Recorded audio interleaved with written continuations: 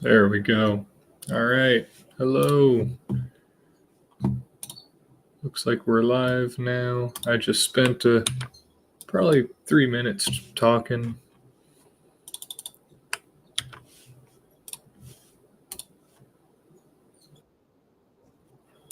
Okay, but it looks like we're good now. All right.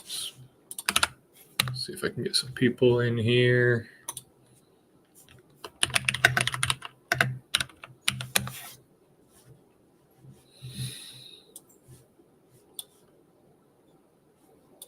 All right. Cool.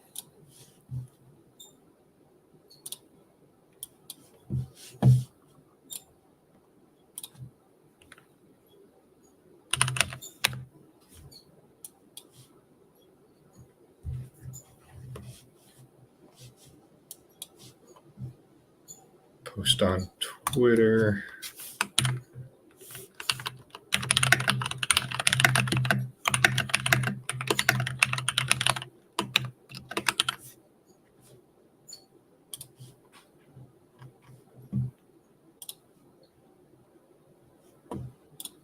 All right, cool. All right, thanks for bearing with me. Double check. I am live. Looks like it. Great.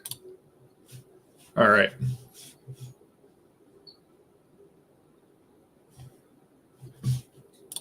So, we're picking up where we left off yesterday. We made pretty good progress, or not yesterday, whatever, a few days ago. We made pretty good progress. Hopefully maybe I can finish this low poly shell today. That'd be awesome. We do have a hurricane, so if the power stays on, that'll be great. If not, we'll just finish it later. So last time I was talking about basically how I try to approach this kind of stuff, how I try to sort of keep everything sort of loose and focus on following the shape of the high poly without introducing too many sharp angles. And that'll be more evident why that is when we get to UVing and baking. But basically we want to keep the mesh as kind of loose as possible and light, so that we can kind of let the textures do all the work. Yeah, so I guess without belaboring, we can just get going.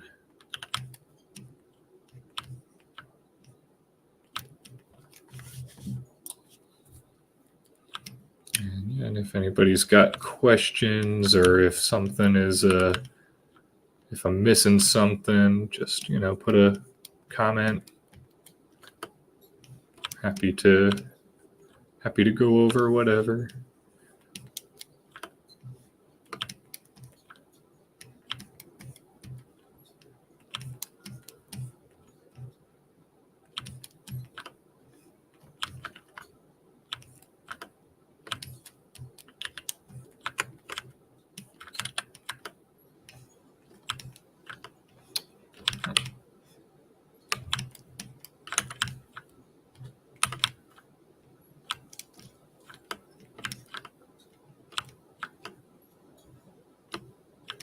Why is this not bridging?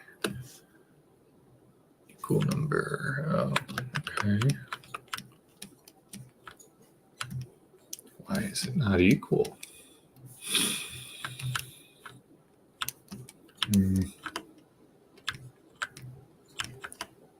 Let's see. That's not right. Okay, 8. That's 8. And 11. How'd that happen?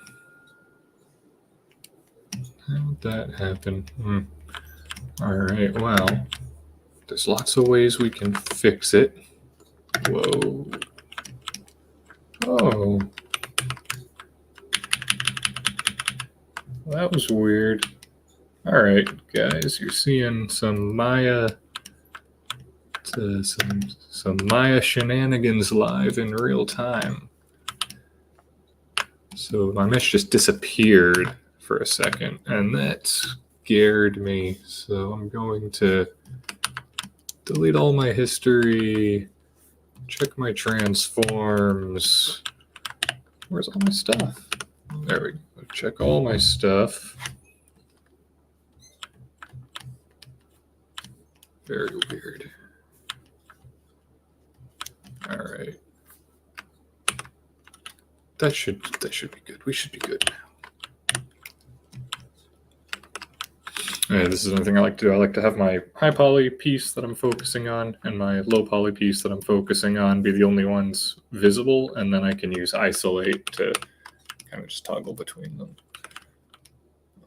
Okay, but right now I've got a problem. I've got to figure out why these aren't an even number, and then I got to figure out why. I mean, maybe I don't. It was just a weird thing, but that mesh disappearing was weird. I didn't like that.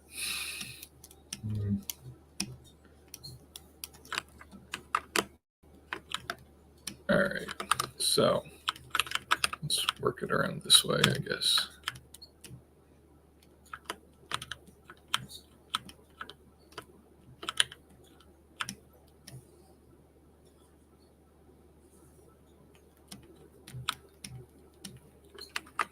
All right, well, this is easy enough to fix.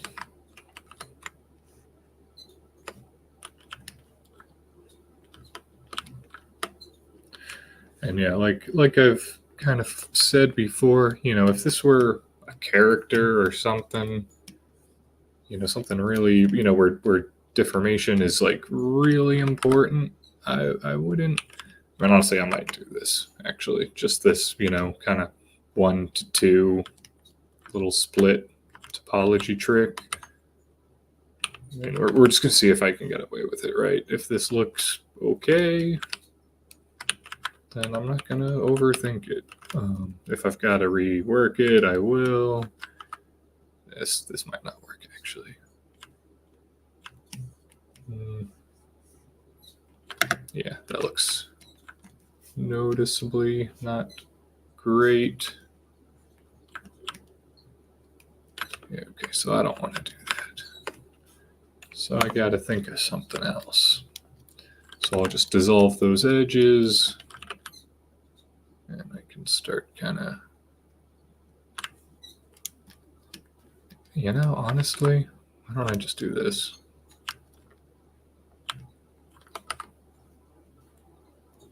That might be enough. Honestly, yeah, that's probably enough.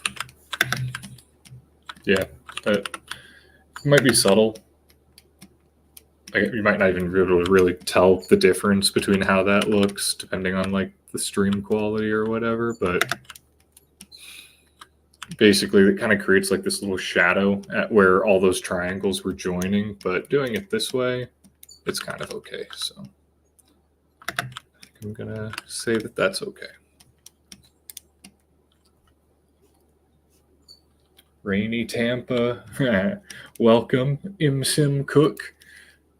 Yep, Tampa. That's not too far from me. I'm in Lakeland, and it's very rainy here too. Nice rainy day for a stream.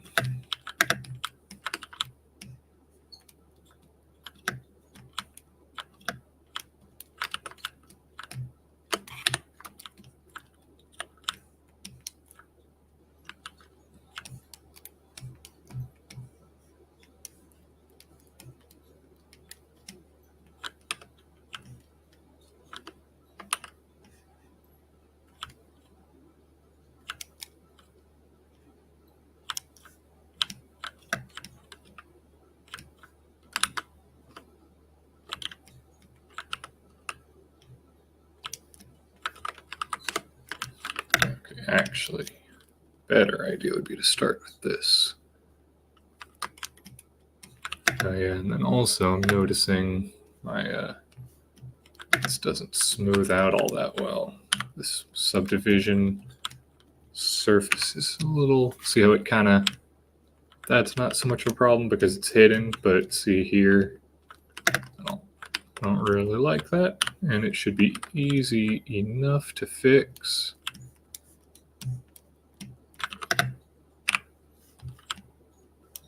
Yeah, that helped that.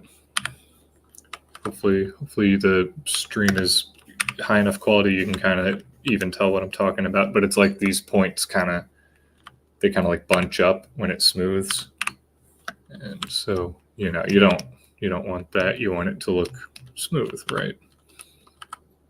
And sometimes all you've got to do is just extend your edge out, and then it creates that bunching effect out here where it's flat, and that's okay. So yeah, I always, subdivision modeling is an art form all on its own, and I'm certainly not like the best at it. There's some people out there that are just monsters at subdivision modeling, and their stuff just looks like absolutely real. But this, I don't need it to be that good, right? You're just going to run by this. You're going to click on it, and it's going to open a full screen menu, and nobody's really paying that much attention to the quality of the modeling on it. Then the texturing is what's going to make it, the shadows baked in and everything are what's going to make it look a lot more. That's what'll sell it, right? So that'll cover a lot of sins. So I don't really need to worry about it. I don't think, right?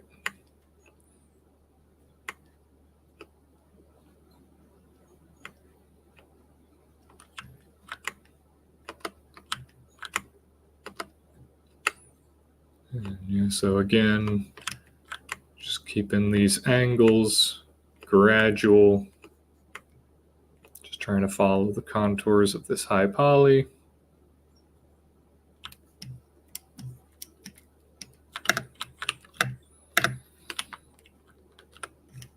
Let's see, I can square this up and use symmetry. Cool. One thing I hate about Maya is how the symmetry almost never works. Almost. Sometimes it does. I really don't know what the deciding factor on whether or not symmetry works is. And it's one of those things where you can watch a million tutorials where somebody's working on a cube and they're like, see, this is how symmetry works, and it works fine on a cube. But it doesn't work on anything in real life. So usually what I do is I just delete half and just don't worry about it until I'm done, and then I just mirror it. And the live surface system kind of really stinks too. I'm not the biggest fan. In XSI, which is the program I started on, well, I started on Blender, but then XSI, I saw a Namen Workshop DVD about XSI, and I was like, whoa, that's not the same. And so I switched to XSI, and it had this awesome system where you could just snap to any surface of any mesh, and it worked every time. It was amazing. I really miss it.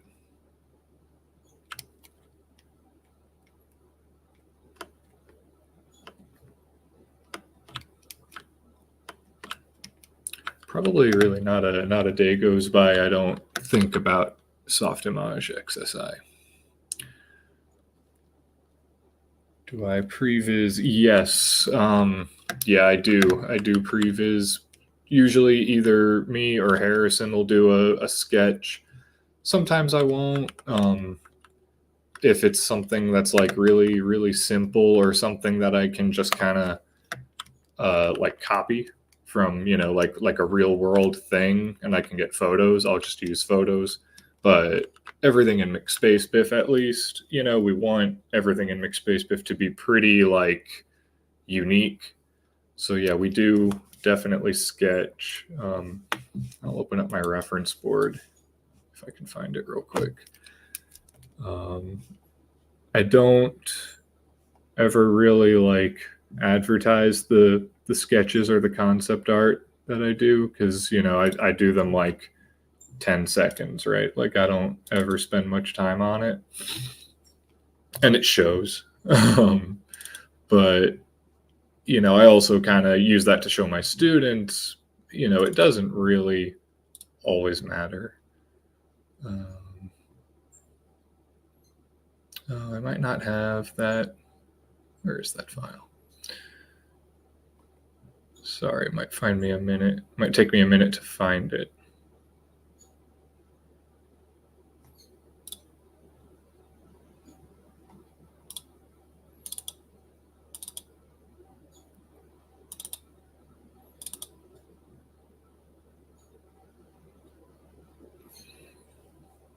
It should be in here somewhere.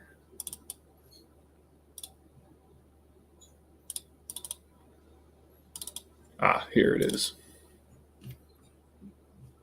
Yeah, and I have this in the, I go over this more in the high poly modeling video. But yeah, so this is my sketch, right? And it's obviously, kind of based on these World War II radio backpacks and this kind of stuff, right? Which I just find random places online, and then I try to kind of, really, really quickly just sort of work out, with pencil, what it might look like.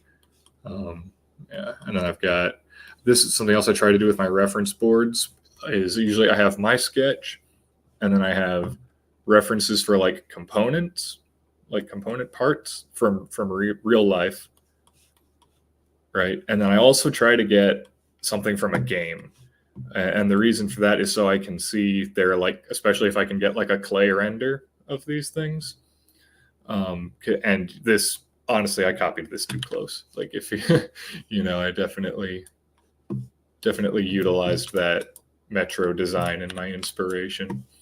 But this is the reason this is important, and the reason why I'm sharing this is because what I found with these things from reality are often constructed in a way that just doesn't look good in a game. Like these straps, they're too thin, they're too, like they're too floppy, right? And obviously I was using that in my little quick sketch.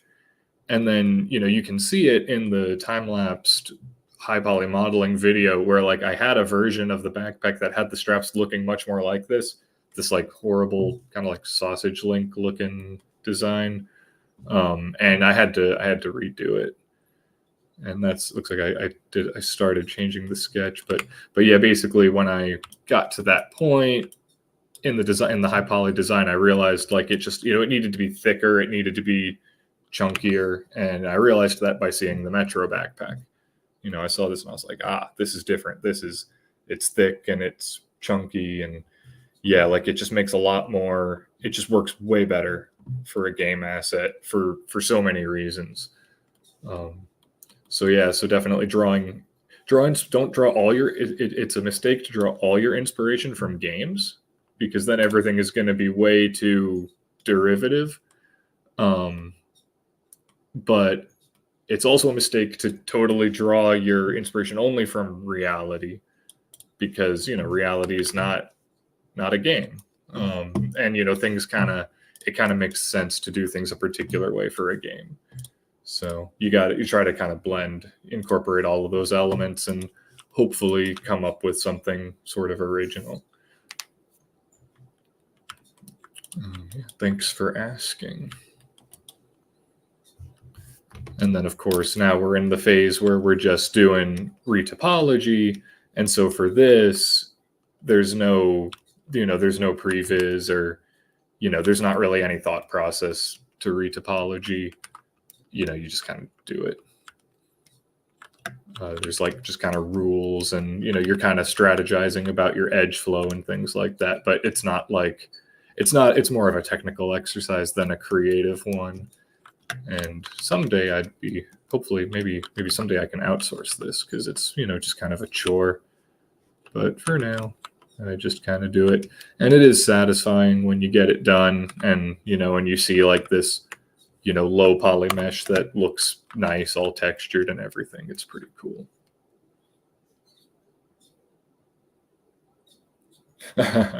Well, I don't think so. We've got some better sketches. I think Harrison's sketches are a lot better. Mine are just kind of, they're really not for like public consumption. If they were, I'd spend a lot more time on them. But I just work on them really fast, and they're just kind of for me just to think things through.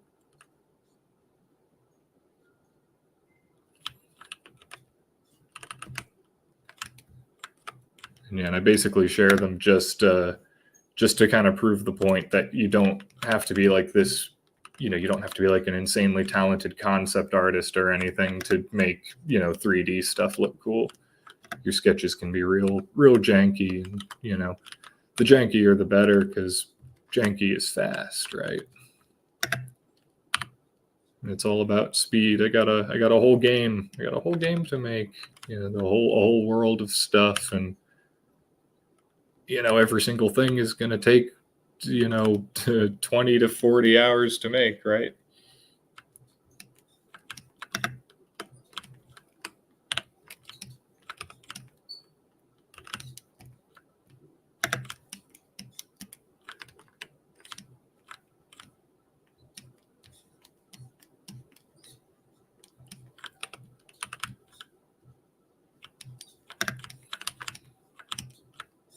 So now I'm trying to create a low poly shell for this knob. And these edges don't quite line up, so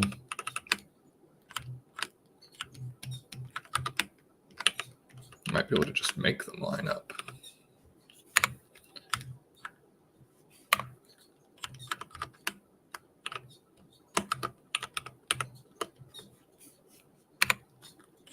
Maya does this weird thing where when you delete an edge, a lot of times it actually leaves the vertices behind. And I see like that. I don't understand why you'd ever want to do that. So I have a custom delete script. Whoa, there we go. That's your warning. That's your warning to delete your history and save your file and freeze your transforms.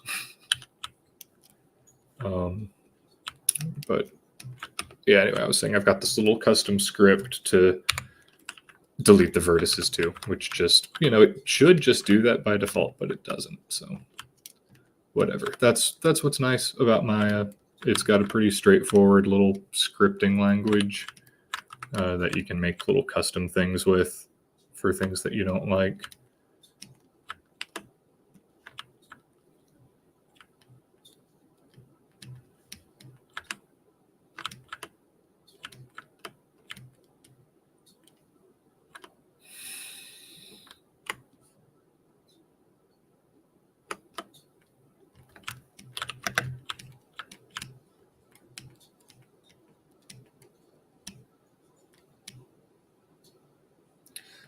This is kind of a weird shape, isn't it?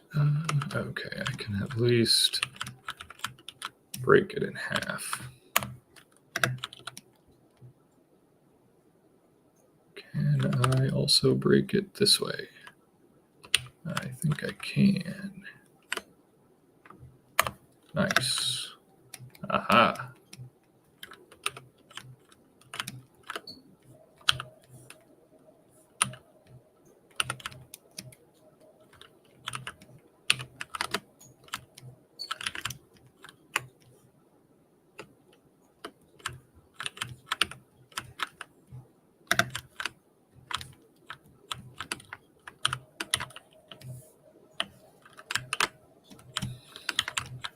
Go. And then what I'm using here is I'm just utilizing negative scale with snap turned on to flip it exactly opposite. And then when you do that, the normals are reversed. So I've just got a little hotkey to reverse the normals back. And then I can simply join these and run filter points. And you know what? I might actually be able to crank that threshold up. Look at that. That's all I need. I would have left that with more verts than I needed, so sometimes that works. Cool. All right, so now we've got our little radio knob. Just copy it there. Okay, actually, I can probably reduce this even more. Maybe.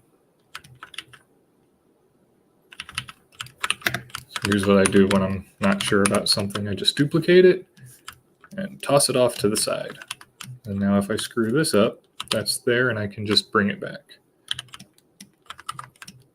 And so now I can see what happens if I go around and I just merge every other edge.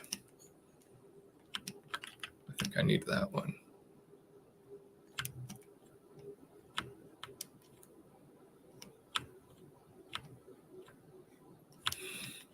And yeah, here's another one of those times where it's like, if symmetry were reliable, that would save me a lot of time. But it's like, this is fast enough. It's probably faster for me to just do it twice than it is for me to delete and resymmetrize it again. So, okay, so we've got that outer edge down to 16, and 16 is a good number. Powers of 2 are good because they just kind of, the math just kind of, works out easier. So cool. All right. Oops.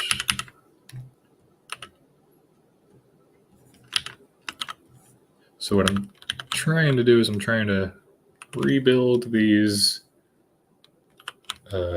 knobs, and then I'm going to try to make them so that they're all part of this whole thing. And the reason for that is because if I were to just, it would be easier for me to just build behind them and just overlap them.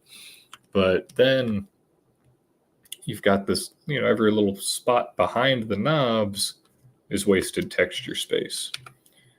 And it'll look weird in the texture sheet because there'll be like a shadow on it from the ambient occlusion. And it wouldn't make a difference. Like, that's important. Like, it wouldn't really make a difference. The game would be fine and it wouldn't be like a huge waste. So it'd probably be fine, but I don't know. It would bother me.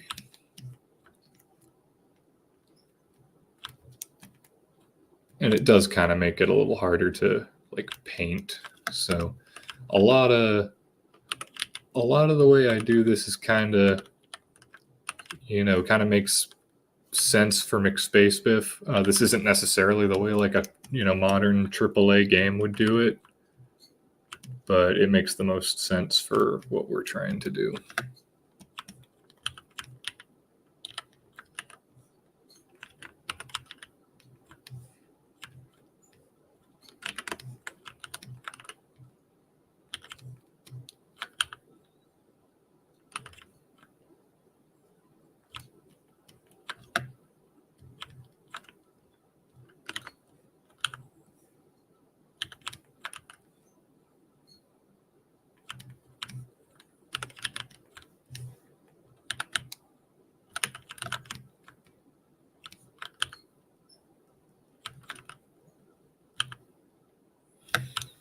And here again, we've kind of got that same thing I'm talking about, sort of like in miniature, right? This looks right. I could just go with this, but then we'd be wasting all this space back here.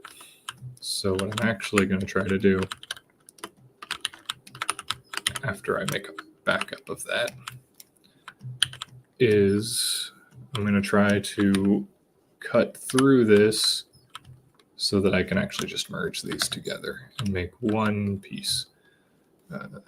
Handy is turning on the wireframe for that. Oh yeah, and of course, let's think ahead and save ourselves some trouble by deleting all that stuff. Now I've only got to do it for a fourth of the distance. Oh, and here's another thing. Always when you're doing this, try to, kind of leave a little bit of room. Maybe even a little more than that. And the reason is because if I just go right along there, then it's going to be this like steep angle. And remember, like everything is going to look better the less steep the angles are. So make it a shallower angle, and then it'll all just kind of blend together a little nicer when we bake the textures.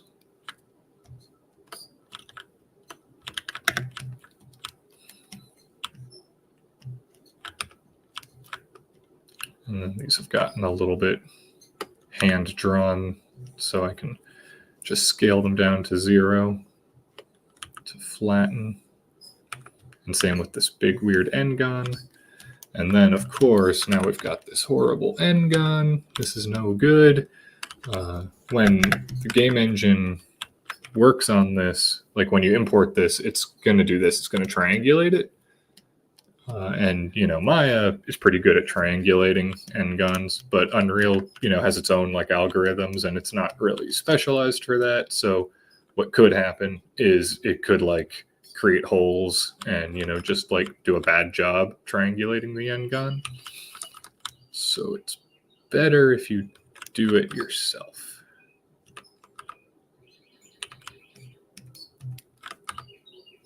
Something like that. Now we've got mostly quads. Actually, those are all quads, and just one triangle there.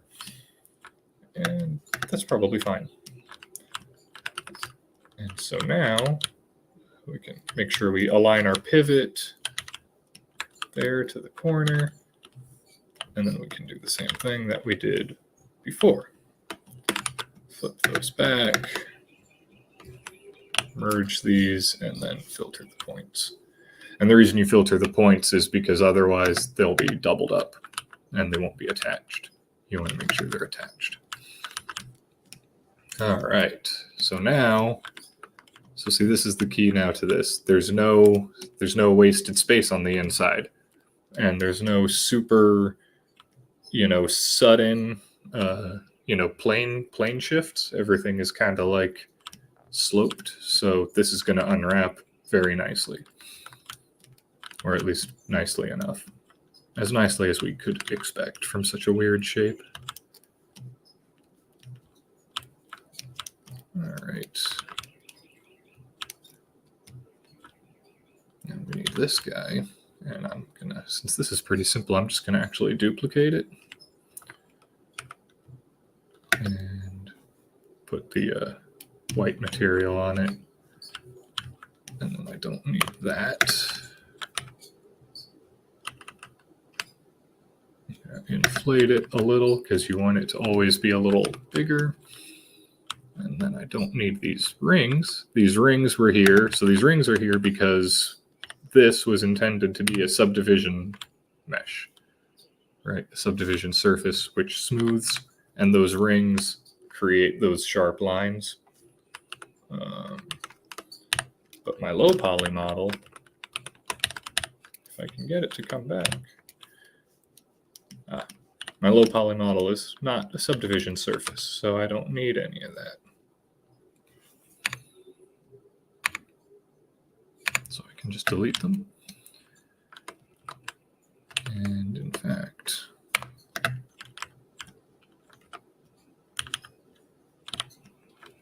I can just kind of, let's see, is there like a merge? Yeah, merge, collapse edges. Yeah, perfect.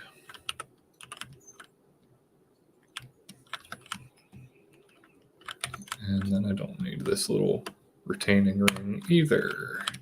Oops, and I missed a face back here. Okay.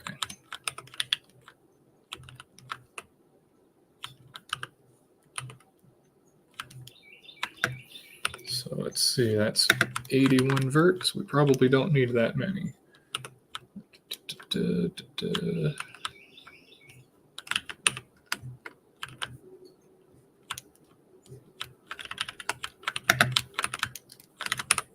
Let's save that just in case.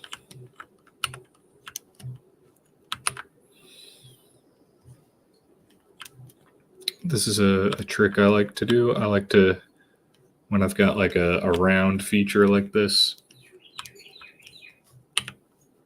merge every other of the inner ring, and then you can just get rid of these. But keep the full resolution only on the outer ring.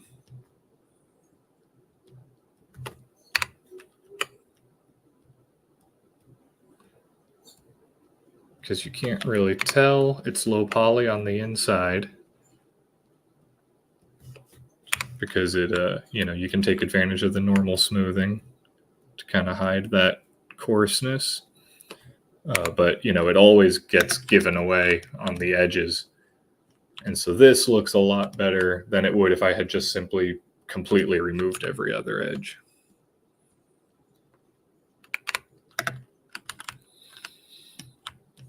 Yeah, and it's not that time consuming to do either, so it's a good little trick.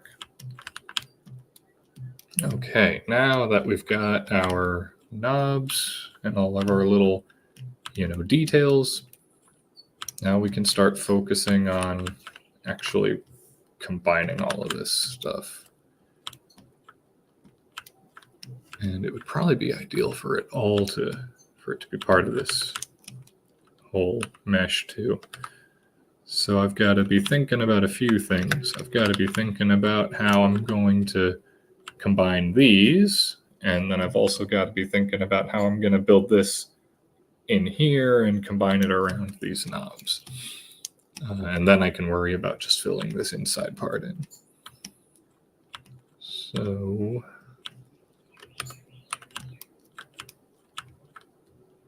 there's a few ways to do it, but as always, I'm interested in the best and fastest way.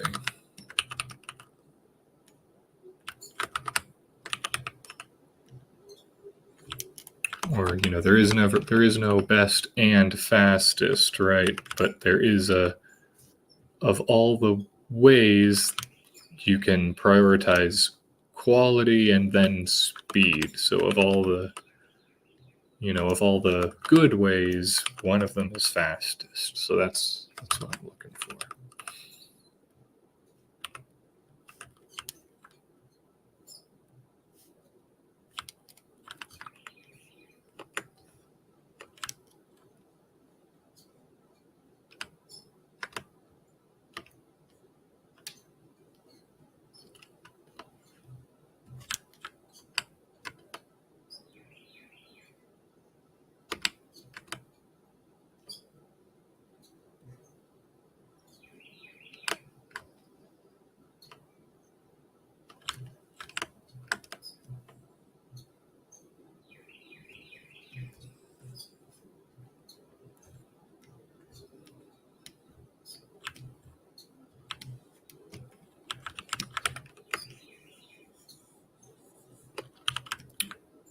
I always like this trick of just using scale to flatten things.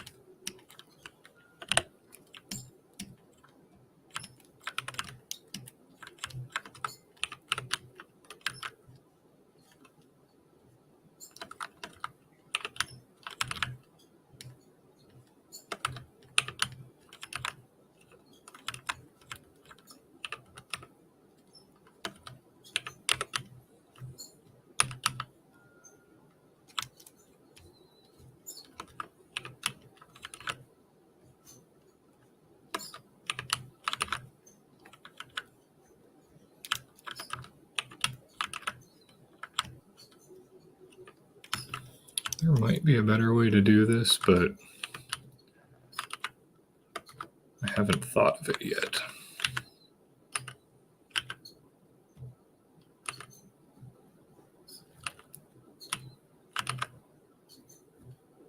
I'm open to ideas though, because it's tedious. All right, so now I've got these n-gons. And so now it's all technically one mesh. And we do want that to be flat. All right, and now we've got to figure out, let's delete our history because that always creates all sorts of weird stuff. But yeah, so now we can, kind of take advantage of these flat spots to kind of bridge these weird n-gons and try to make them into something a little more sane. And I can always come back to that. But there. So see how this has this like sharp, it's like this sharp surface change, and this is a different material than what's behind it. But then this, it's all gradual, but it still has that like, shape to it. And the whole thing is only 57 verts, right? Whereas this thing on its own is, 201. Well, and that's unsmoothed. So smoothed, this, it's double that.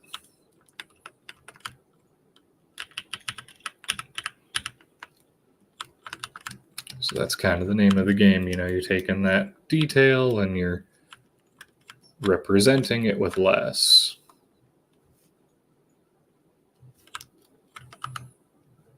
And it's thankless work, because when you're done, it doesn't look like you did anything if you did it right. And if you made any mistakes, it just looks worse than it did.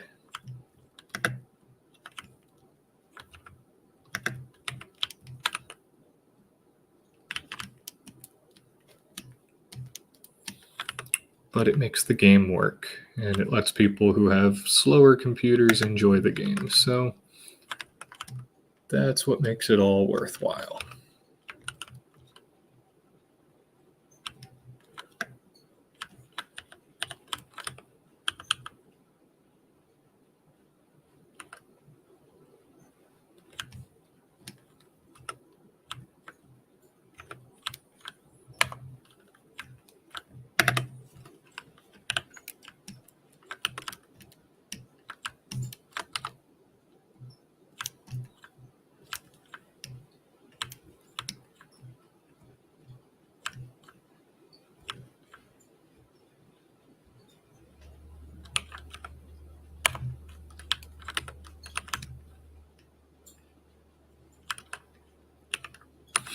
And there's more to it than just that too. Even if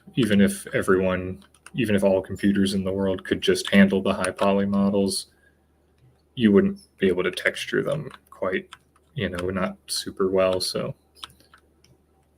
even in movies, they do this kind of stuff, but there it's, more about,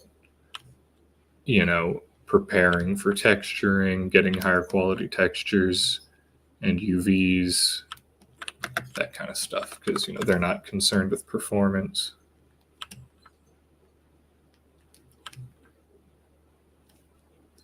But yeah, I see all these YouTube thumbnails like the end of retopology, or Unreal 5 nanite means unlimited polygon budget, and it's like, yeah, that just doesn't make sense, because you can't really texture a mesh like that. You look at the Megascans meshes, and you couldn't hand author a texture like that. It's that's a computer did the UV map, a computer did the texturing. That's photogrammetry, but so maybe for photogrammetry, and yeah, nanite and photogrammetry work great together. But for hand authored stuff, we're probably stuck doing this. For anything that you can't just scan, with a camera, we're gonna be doing this for a while.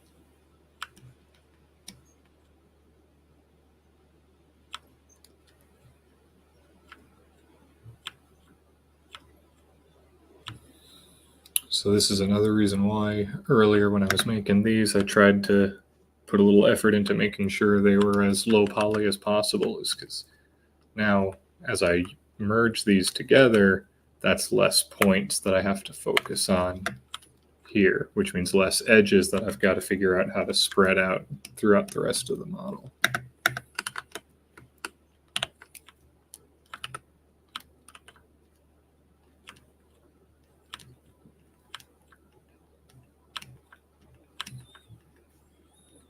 Yeah, some of you might be saying, like, why not use a Boolean or something like that? No, because Maya usually just crashes when I do that.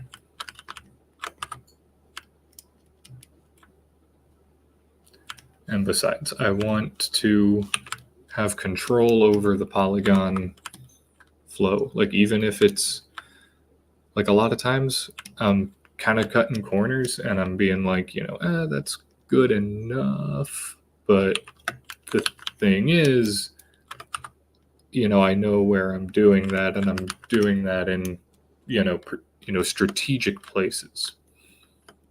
I don't think I'm going to do that here.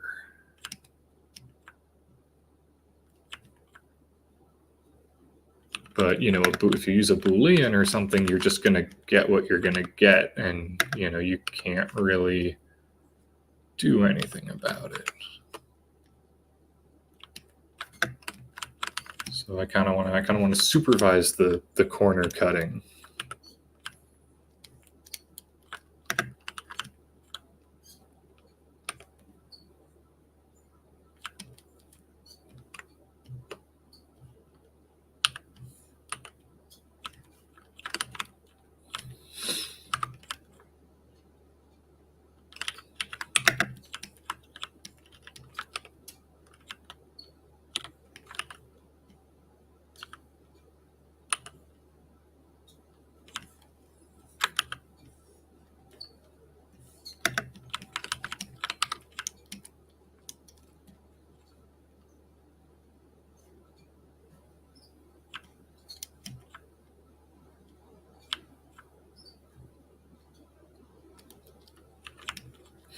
Are you getting into any 3D modeling, ImSim Cook?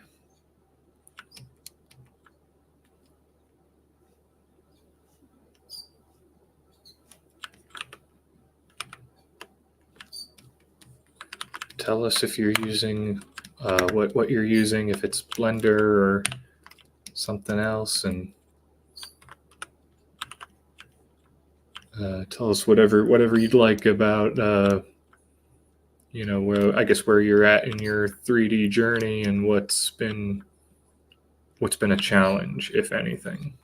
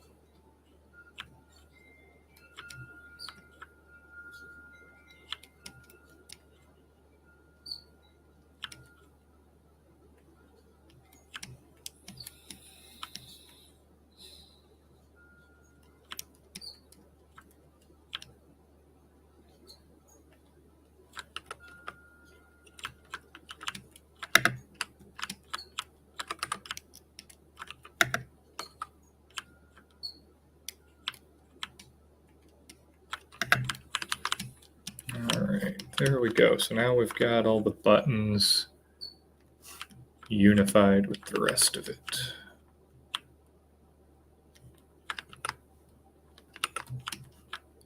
And we can make sure we smooth this out.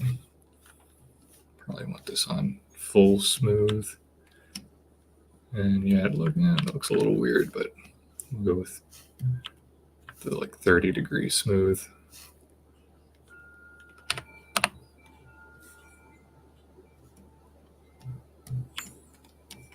Yeah, that should look pretty good when it's got its normal maps baked. All right, so now,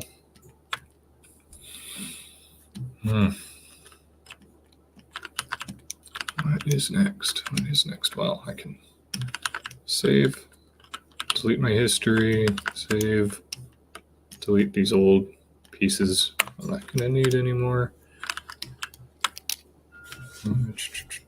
And I think I'm going to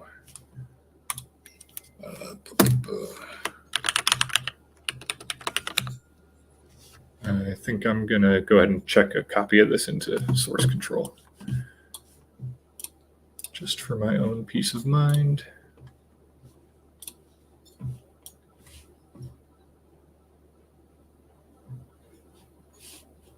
I thought it might be you, Connor.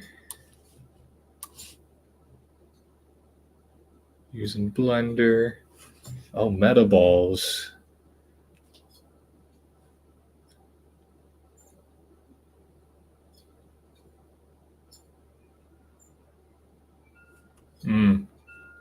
Yeah. These tools, what you got to understand about them, I mean, Blender's about as old as Maya, right? So you got to think these tools are 30 years old, right? People have been using these tools for 30 years and doing all kinds of different stuff over that time, right? So just think, you're working, the software is developing over time. So it's like someone has a problem and they're like, oh, I need a tool to fix this. And so that tool gets developed and it gets added into Maya or Blender. And now it's another button somewhere, right? They've been adding buttons to this thing for 30 years. It's going to be a lot of buttons, right? And some of them are for like really like edge case kind of things, like all these shelves, like motion graphics. I don't know what any of this is because I don't do motion graphics, right? I haven't used any of these. And then there's all these different sub menus. I don't use any of this. I use 10 tools or less. And that's because I do just modeling. And I don't even use everything that's in the poly modeling shelf. Some of this stuff is like I don't even know what it is. So yeah, definitely. It's key not to be overwhelmed. Because you look at it and it's just this mosaic of buttons, and if you're looking at this thinking, oh, I need to learn what all of this does. I mean, for one thing, that's just not true. You don't need to know what all of it does. But if you did, that would be extremely overwhelming. I'd have quit right away if I'd if I'd thought I had to learn what every button does.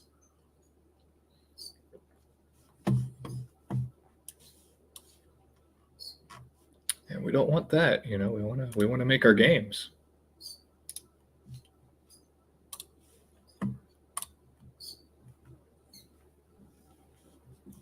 All right. I've got my file checked in and shelved on Perforce. I really like that. I really like using Perforce for that because what I used to do before is, do a save as and do version 001, 002. And, I'd end up with hundreds and hundreds of these things, which would just fill up my whole drive. But, this way, using source control, I can just check in a copy and it's the same thing. If I end up realizing I did something wrong, I can just pull that back down from my server. It's very nice. What do I want to do about this little hook? This kind of stuff. It's like when you're in the high poly, it's like, oh, this will be so simple. I'll just toss that on there. And then you get to the low poly and you're like, oh, no. Now I got to deal with that. This is interesting. Here you go. Remember when I was talking about how Maya leaves those verts behind? Here's one of them. Why does it do that? And then that's really, really frustrating because then it breaks your poly loops. See how I could only select around halfway? It's so dumb.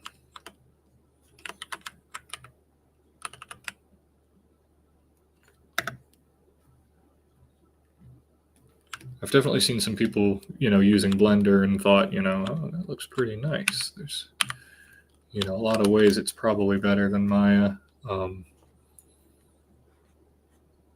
but Maya is just a little more like I've got it really modified, so it's a lot more like XSI, but that took a long time. It took a long time to get it there. I have a dream of one day like either learning enough Python or like, you know, teaming up with someone that's like a Python guru and basically like making a full like fork of Blender that is just an XSI clone. I swear if we did that, if we could do that, we could destroy Autodesk's monopoly, because Maya is really not that great.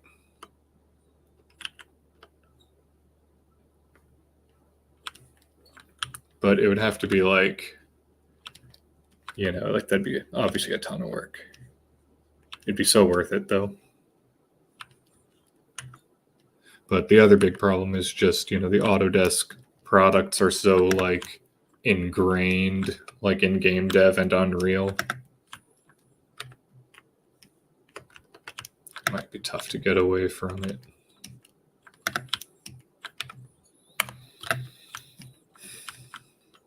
Oh boy.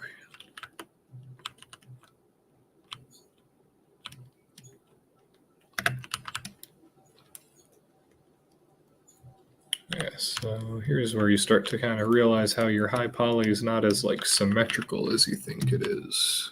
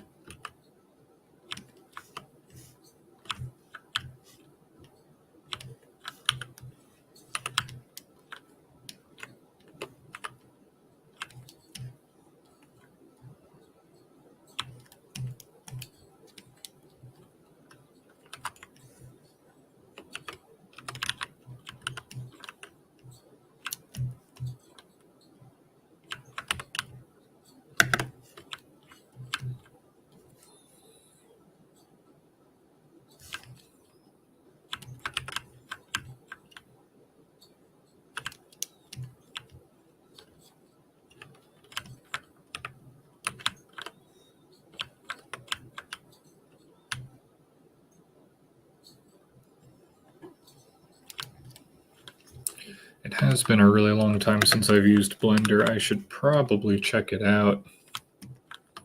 It's probably changed a lot. And I know it's got like procedural modeling kind of stuff now, kind of like Houdini Light, which could be pretty cool. I used Houdini for a long time for more like, you know, VFX type work. And yeah, I loved Houdini. I really got into like procedural modeling. And I've got some stuff in McSpacebiff that uses Houdini and Houdini Engine for Unreal, for stuff like, you know, kind of generating like, you know, tarps and like pipes and cables and stuff like that. It's, you know, it's great for that sort of stuff. But Houdini Engine for Unreal kind of stinks.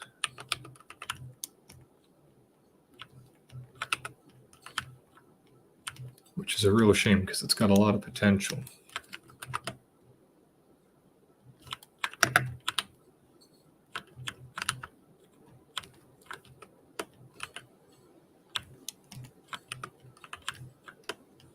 Talk about an overwhelming program. Houdini is like ridiculous.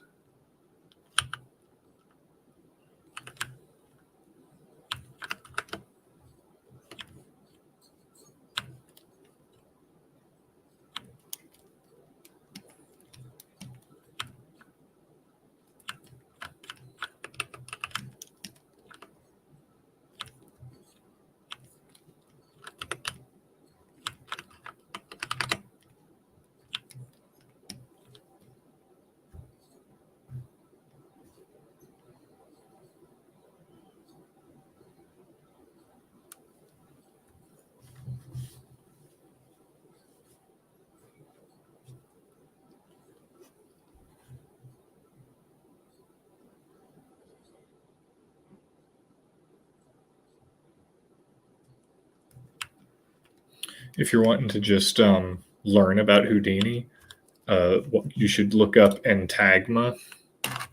They're really cool. Here, I'll pull it up for you. They've got like a paid, of course, thing, but they've got a lot of free videos too. Let me see. Oh, they use Blender a lot too, actually. Let me see. There was one particular. Let me see if I can find that one video that just kind of blew my mind.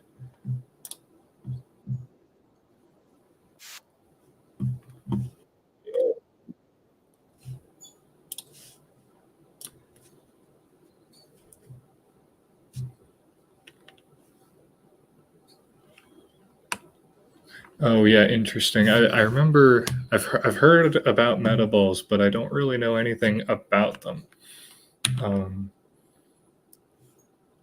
This video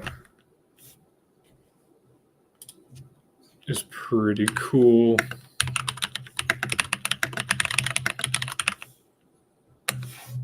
Just to kind of give you an idea of like just what Houdini can do. But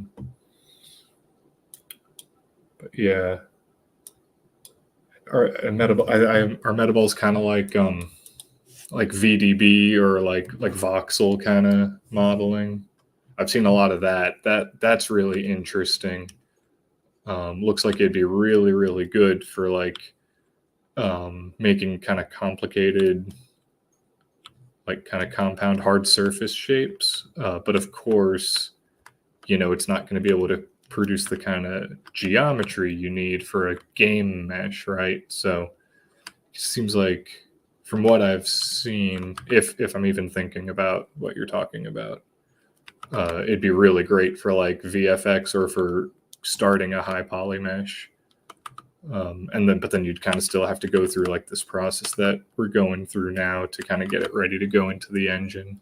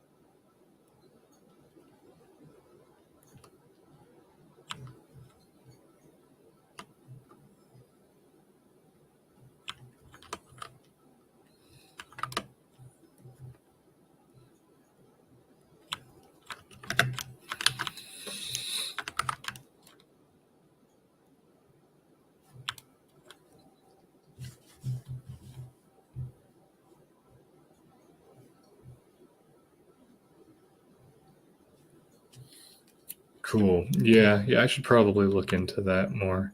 I'm kind of like, I probably err on the opposite side of I don't I don't get distracted at all by like new technologies. I kind of just assume everything is going to be a gimmick.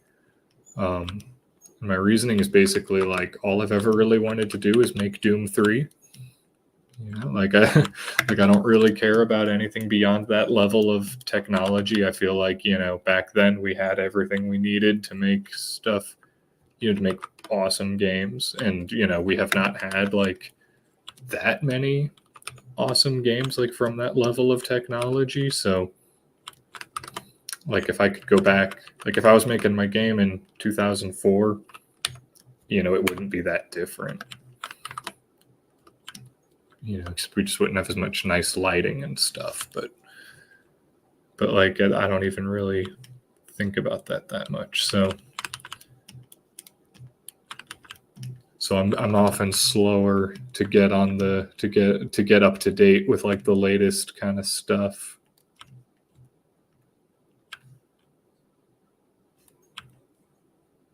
Which is probably not a good thing.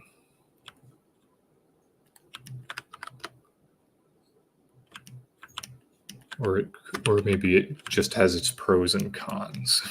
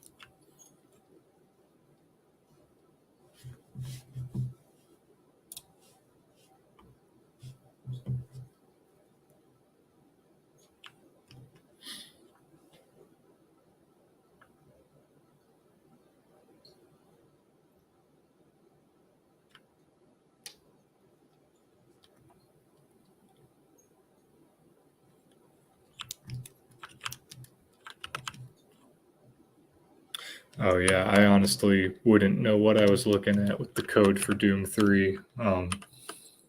But it is it is open source. I believe that whole engine is open source. So I mean, yeah, somebody could take that and make a whole new engine.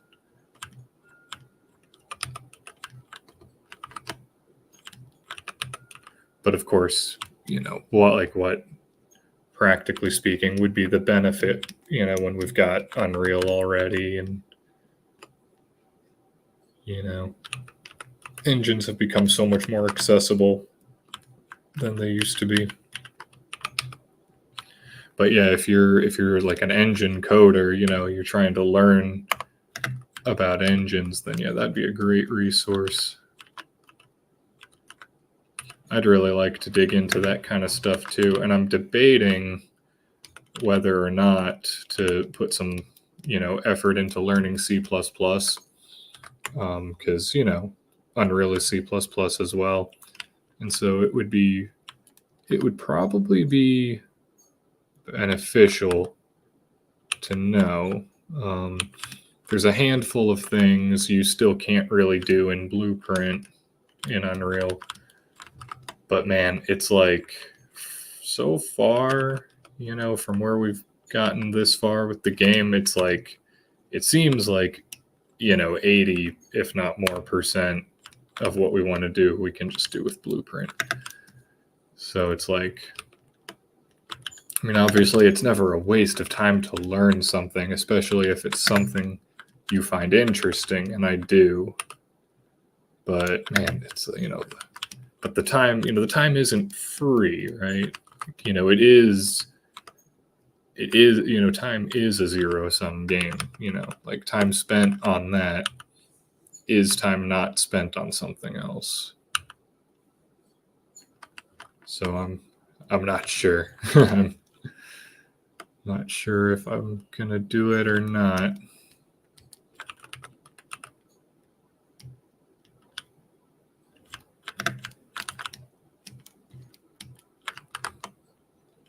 Because I mean, there's a lot of stuff I want to make for the game still, you know, like stuff that I'm excited about. Like this thing isn't even one of those things, right? This is just a little prop. I mean, there's still, you know, characters and vehicles and creatures to make that I want to focus on.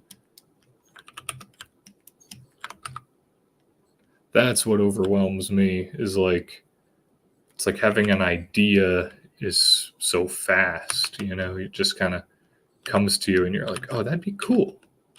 And then it's like, okay, now, and then, you know, so then you think, okay, let's make this a reality. And we can do that, but it just takes so much time.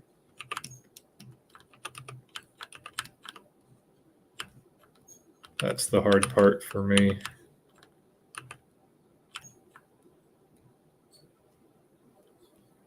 I mean, we've got a backlog of game ideas that we haven't even touched too, you know, let alone, you know, tons and tons of stuff for McSpacebiff.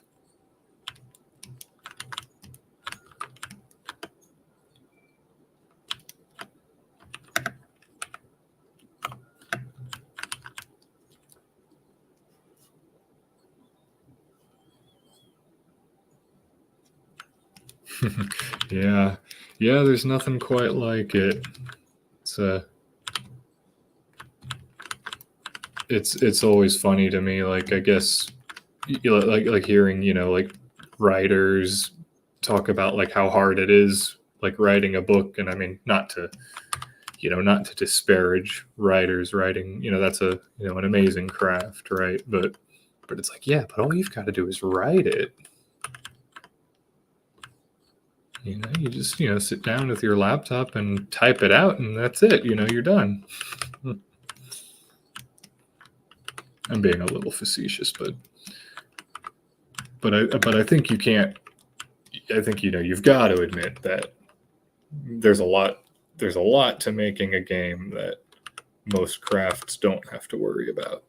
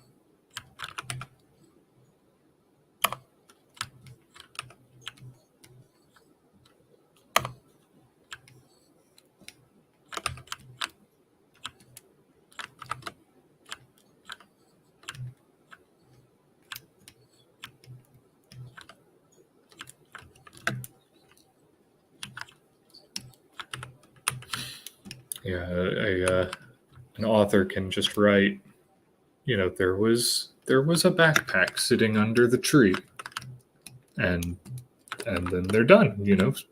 So it was. You know, the reader reads that and sees it in their head.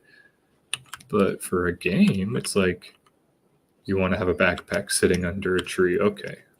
All right. Well, let's gather our reference images for the backpack.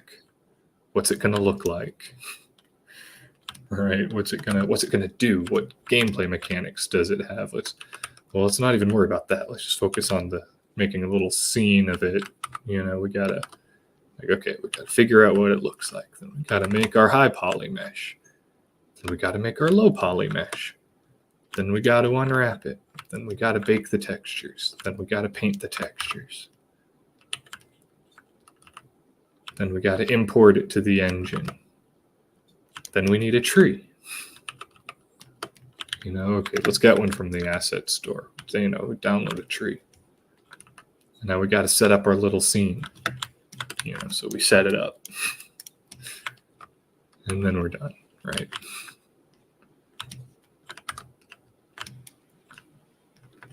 It doesn't seem fair, is what I'm saying. It's too much work. It's just too much. Especially when you're trying to just do it solo or with one or two people in your spare time.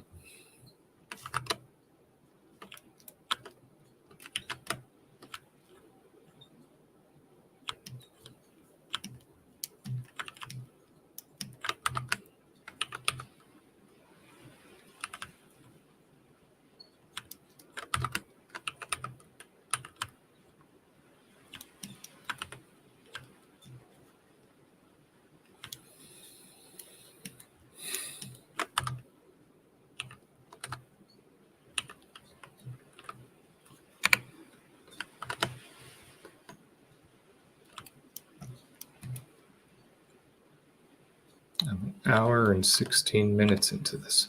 How many sentences could I have written in an hour and 16 minutes?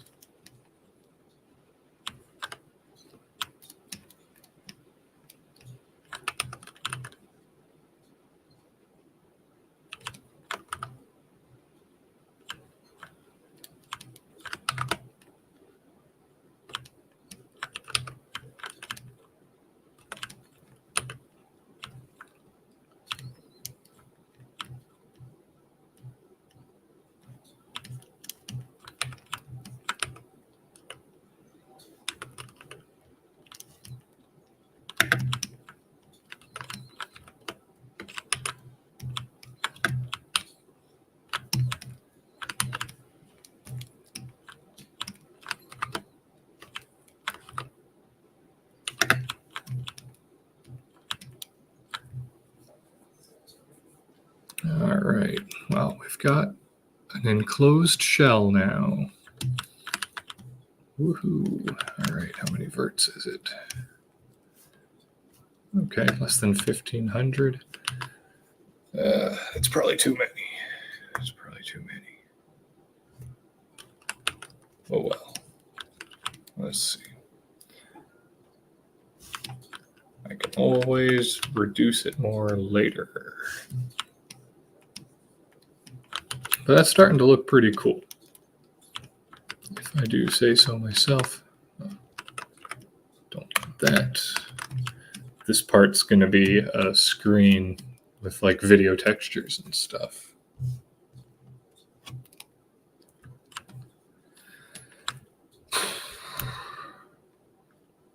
I'm looking forward to that. That's going to be fun.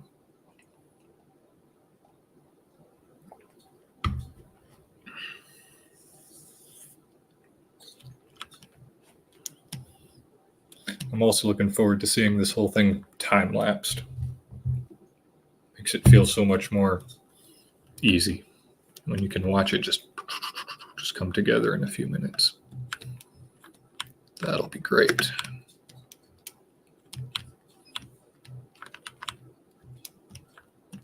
All right, so the good news here is I think we might be able to do this. Just close it. Yeah, why not? And then maybe, yeah, probably don't need that super thin line. Yeah, that should work. And then this will be baked down to the texture. I think that could be textured. Could it? Maybe if I scoot it back. Is that cheating? So I'm thinking, yeah. We'll flatten this out a bit so that we won't get as much distortion in our bake. The more distance these things kind of have to cover, the more like distorted they look when they bake out. So, you know, you can sometimes approach that in your high poly. And I think I'm going to try that because I don't want to model that little thing. We've got enough to worry about still. Like all this. How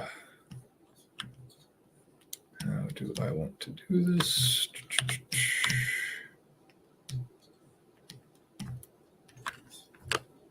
yeah, and I need this too, of course.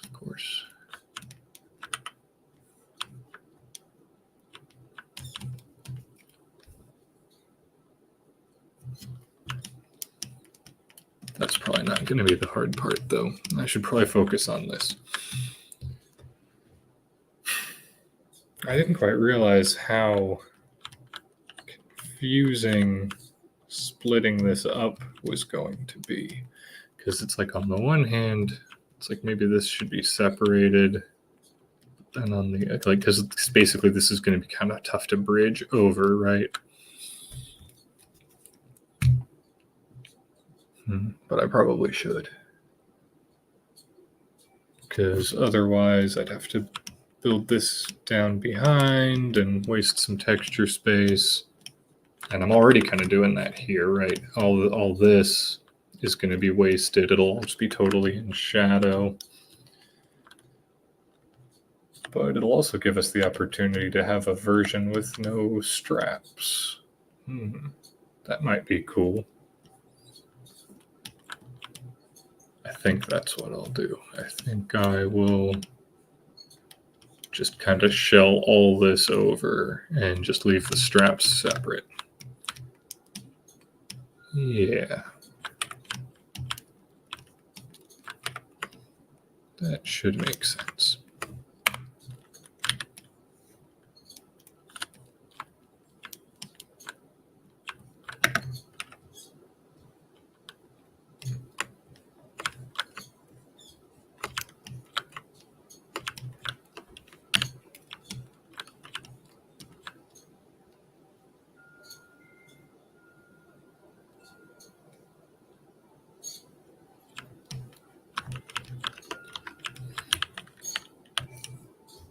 Oh yeah, no worries. These streams are always a little behind.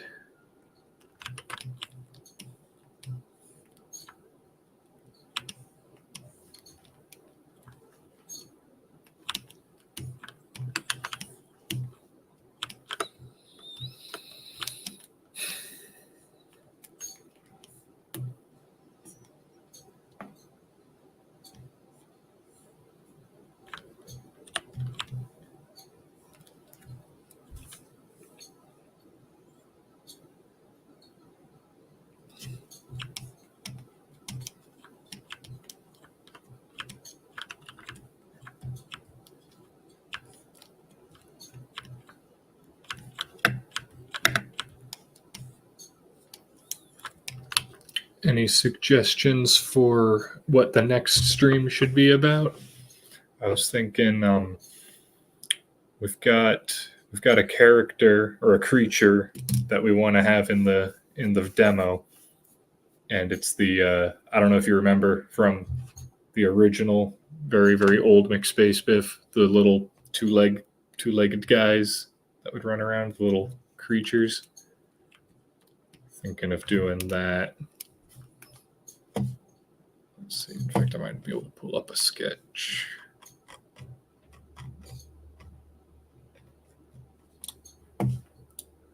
Yeah, this guy. We want to have this guy in the demo because they'd be great for gameplay because they could just kind of like explode up out of the ground. You know, just at any point where we feel the game is getting too boring, we could just kind of spawn a bunch of these guys. You know, and they just kind of beeline towards you. So I think they'd be good to have.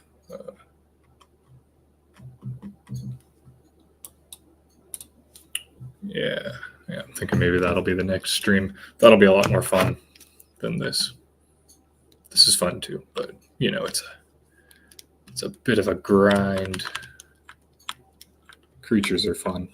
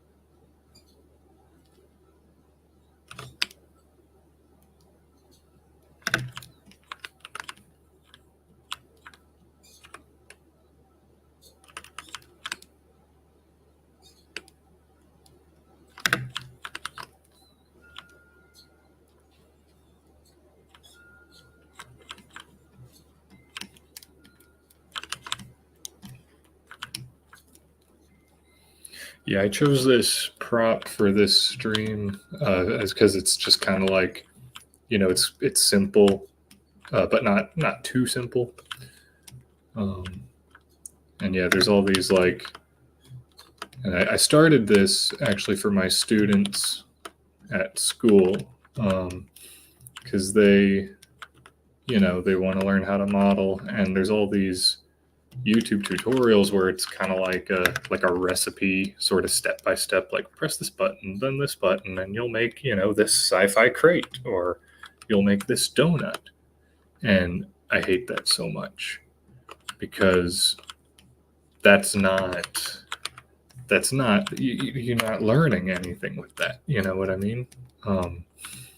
Like you need to know, like you can't, like this isn't like, it's not a recipe. Like there's no step by step for making something original.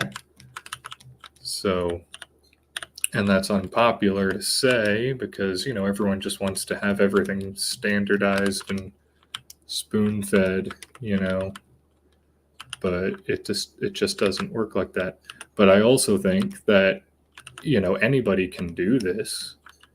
Like it's not like some kind of crazy thing that only a few people can do. It's like anyone can model, but you can't model if you approach it thinking it's gonna just be like this step-by-step thing. You gotta have, there's a little more to it than that. So that's kind of why I picked this item, and I kind of designed it to be simple but different. And yeah,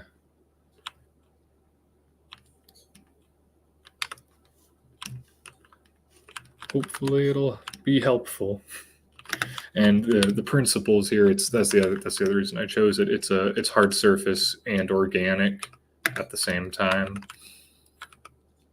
And I think a lot of artists, or a lot of tutorials or whatever kind of are like, oh, hard surface modeling tutorial, or organic sculpting modeling tutorial, and it's like that, nothing, that's not cool, like it's not cool. Like what's Doom 3, like what made Doom 3 so cool, right? There's all these different creatures that are organic and hard surface. It's this organic thing with a laser gun, that's part of its arm, and like that's what makes it cool, right? And you can't make something like that if you just focus on one or the other. So I try to force my students to learn both, and I try to approach things from a standpoint of something that is gonna work in every situation, right? Like the way that I'm building this, you could use this for a character. A character is just a lot of props all put together, on top of relatively anatomically sound proportions, and that just takes time and attention to your reference to get that to work. But yeah, so hopefully this will and I was inspired by the old Namen workshop tutorials, like the really old ones, because they're with Alex Alvarez and Vitaly Bulgarov, because their DVDs were really long, and they were sped up all by a lot because they spent probably 20 hours on their piece, and those guys are movie guys in VFX, so they didn't get into the retopology and the process of making things ready for a game.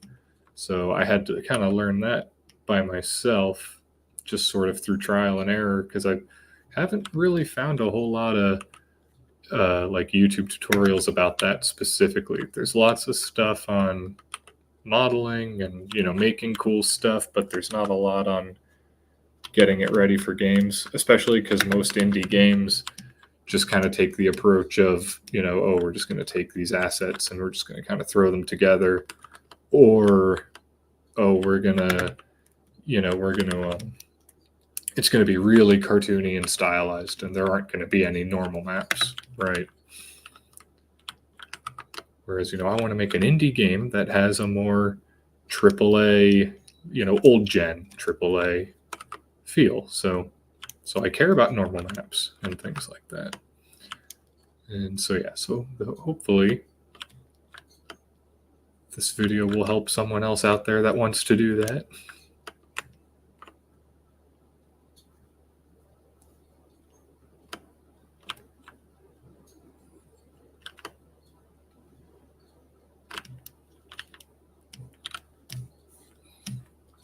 Or at least start a conversation if there's someone out there that, does know of a better way to do this stuff.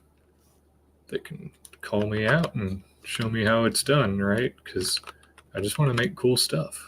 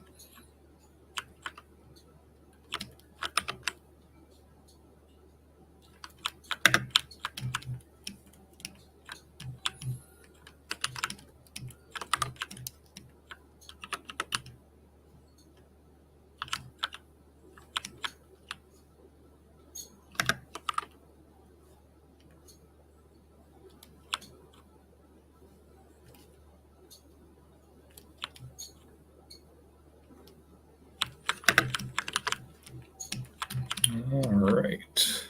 I think that looks pretty cool. Yeah, this is kind of the trick. It's like everything in games is just a shell. Like this, there's actually backside to it. There's all that. But for the game version, we want it to all be just a shell so we can texture it and not waste any space.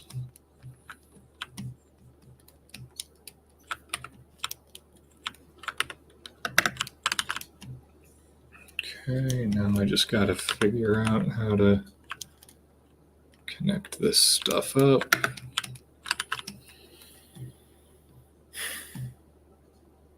And I can start worrying about that.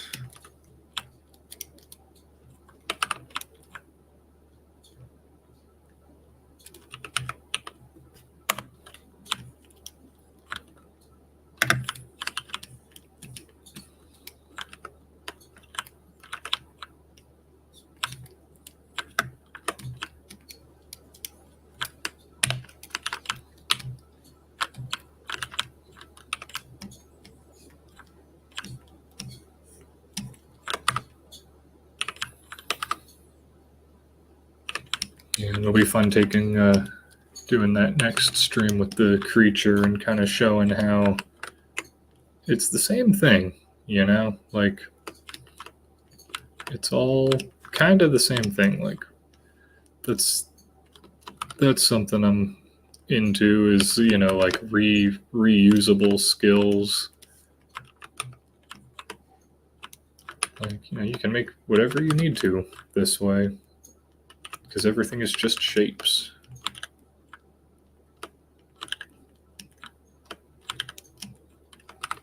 It just has different little caveats. We're going to have to care a lot more about our topology. We may have to do some more revisions. we may think we're done, and then once we start skinning, we may realize, like, actually, we cut too many corners and we got to go back. That can happen. But it's all pretty much the same stuff.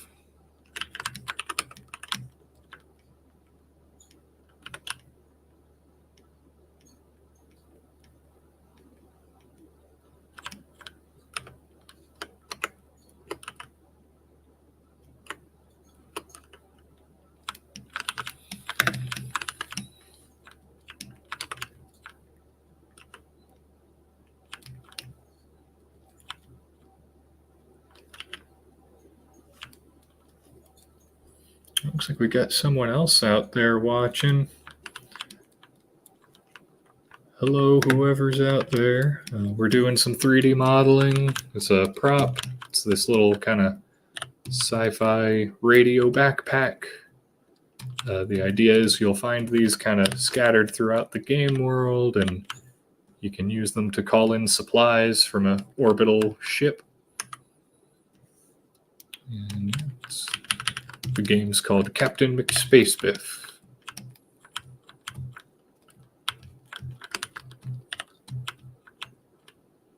And we're doing retopology, getting this model ready to bake and texture and import into Unreal.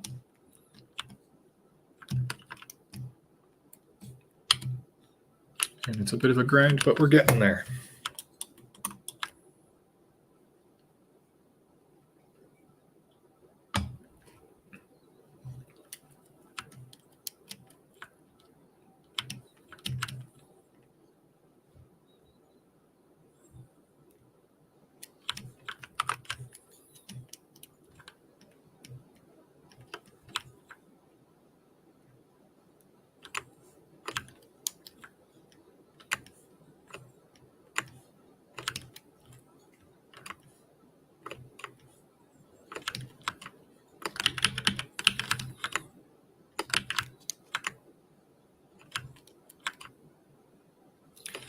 I hate how Maya does this sometimes. It's trying to be helpful, but the scale is all wrong.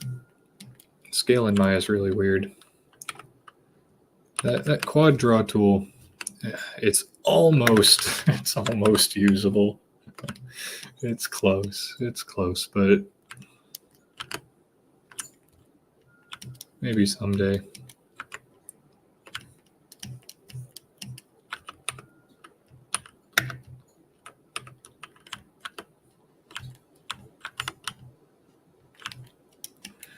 All right, this is going to be interesting. So yeah, this is a ZBrush sculpt, and so the geo is all crazy. So I gotta rework it. And I want to basically create a shell over it that completely captures the major form changes without being too high poly.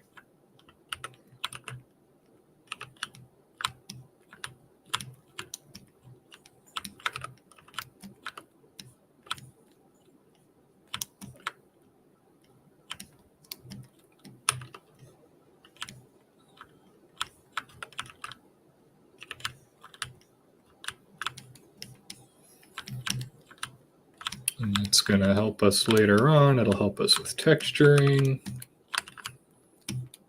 Should we decide we need to animate this thing somehow, it'll help us with that.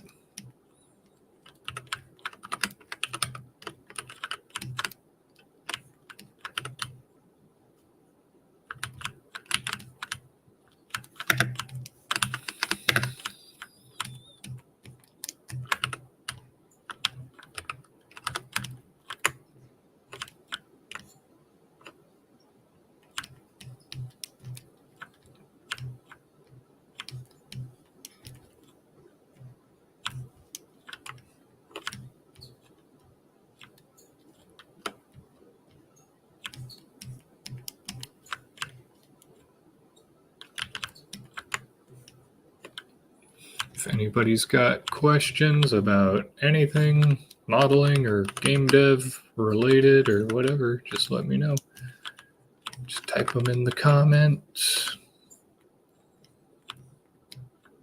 Questions about the game or Unreal or Maya or Houdini or ZBrush.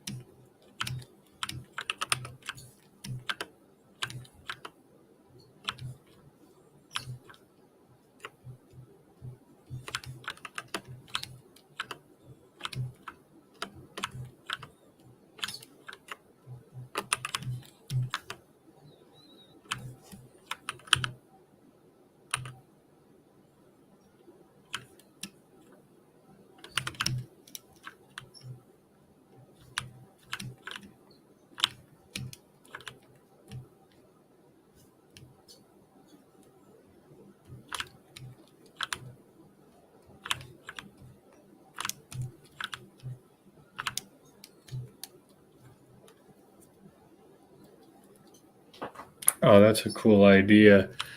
Yeah, that could be good. I did put this little,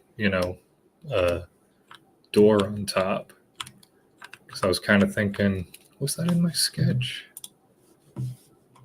Oh yeah, I did have an antenna, a little antenna in the sketch. Oh, that's right, and there was supposed to be a little phone. Yeah, I just kind of ended up abandoning that.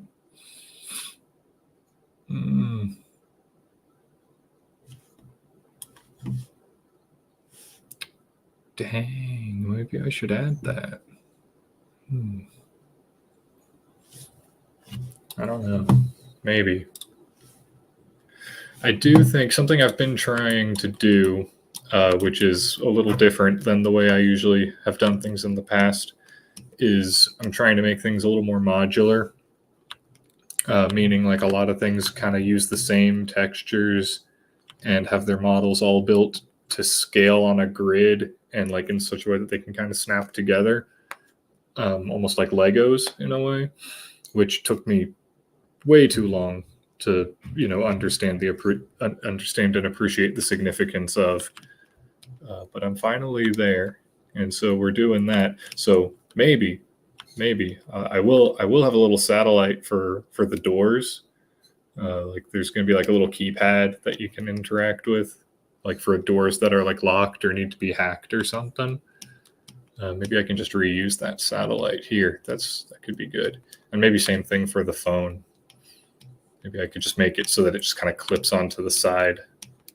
It's like a separate piece. It's not a bad idea.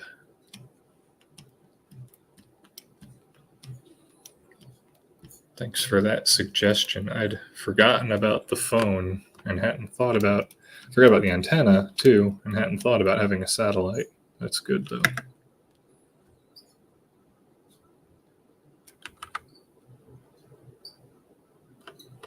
That's definitely satellites and little satellite dishes are a core design concept of McSpacebiff. We're going for this kind of retro sci-fi vibe.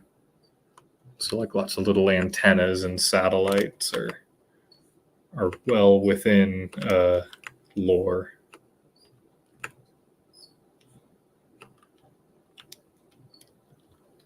Oh, hey, Wooby, what's up?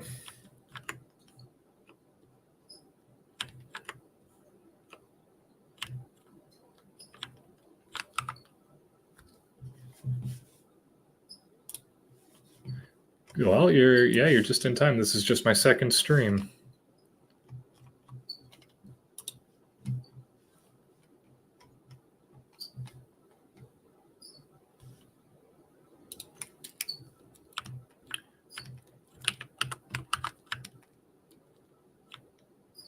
Same, yeah. We were having a hurricane a minute ago. I mean, we still are, but it's nice and sunny out right now, so that's cool. Didn't run out of gas, so that's good. You know, it's just a small one, so people didn't freak out this time.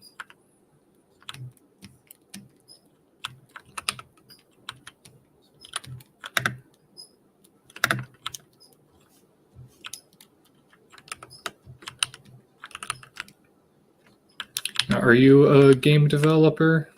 Or are you working on a game?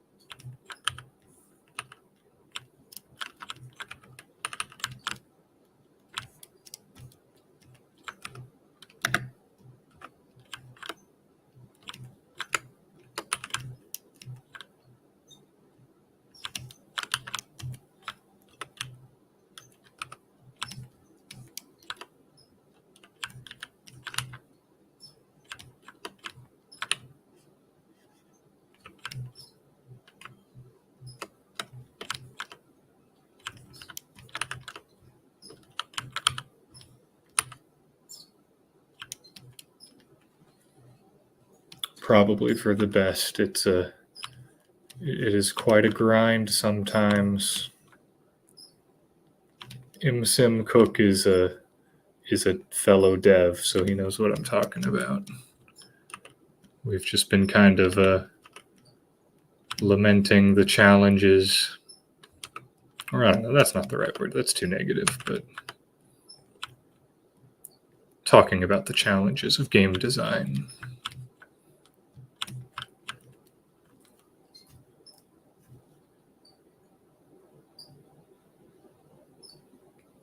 Oh yeah, that's game dev. Animation and character design.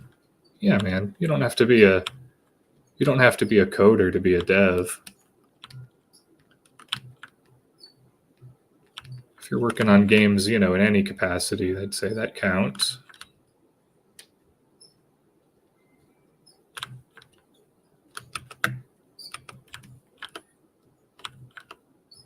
The only reason I do any coding is just because I have to. You know, if I could get someone else to do it for me, I wouldn't be messing with it.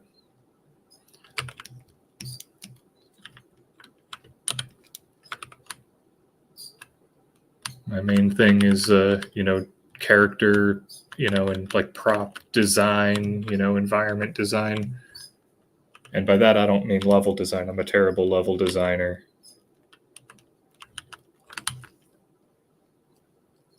The other guy in our server is the level designer. He might do some streams too, trying to get him to do some. But yeah, basically, I just like making things, you know. But as far as like how to place them and make it like a fun place to play in, that I don't really know how to do.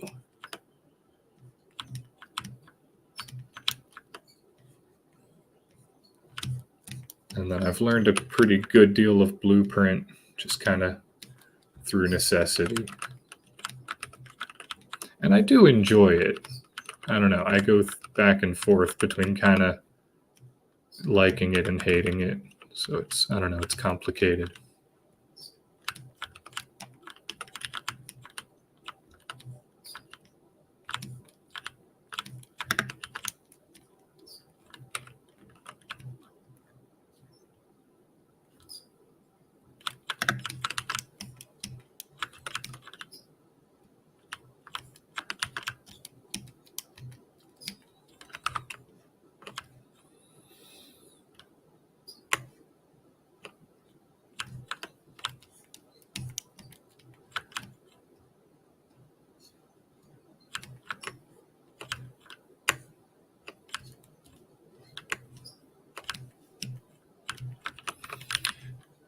what I'm doing right now is just kind of getting this prop ready to unwrap in texture. So it's like I made it a while back, and I posted a time lapse of the process. I didn't stream the high poly process. But I did record it, and I time lapsed it and kind of narrated it, like as a tutorial for some of my students, to just kind of show like a realistic process for making a game asset. And so then I'm doing this for my students too, recording this to show them the process of getting that asset ready for Unreal. And so I figured as long as I'm doing that, I might as well stream it too, right? So that's what we're doing. We're just kind of hanging out, doing some retopology.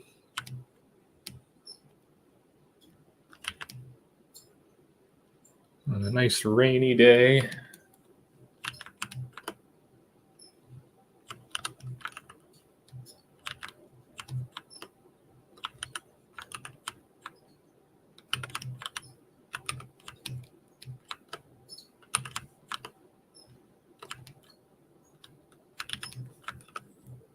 And I'm really hoping I can finish this on this stream. That'd be awesome, because then the next one we can get into unwrapping,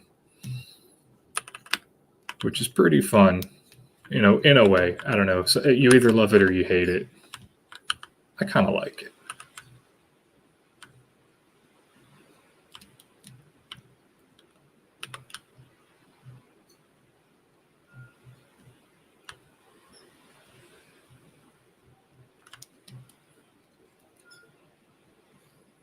That's how it goes, man. That's how it goes.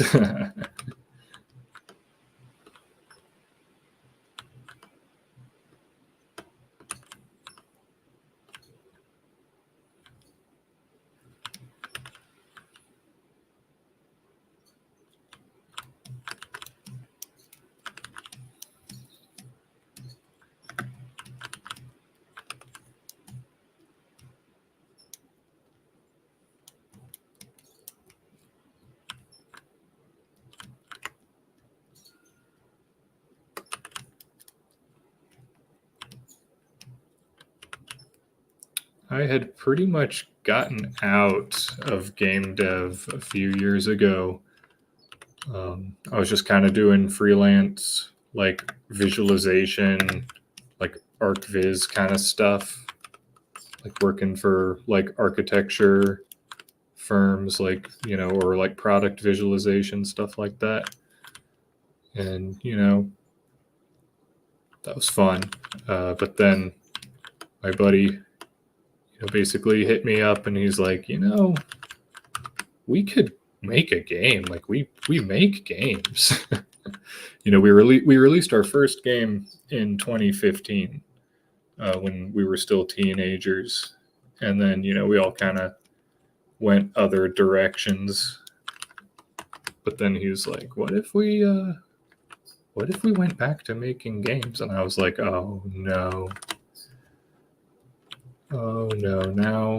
now I got to do it again. So here we are. We're making games again. It's kind of like an addiction, I guess.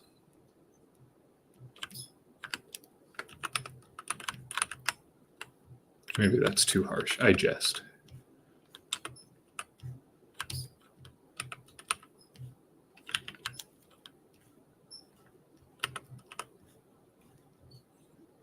I do love making games.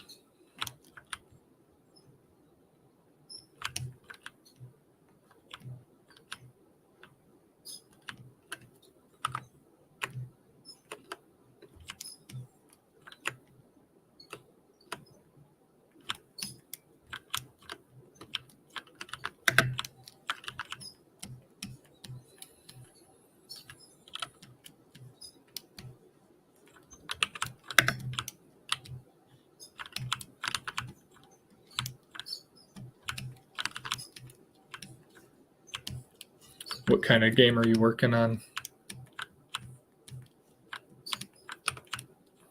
Like, is it a third person, first person, or Maybe you can't talk about it. That's fine if you can't. But if you can, I'd love to hear about it.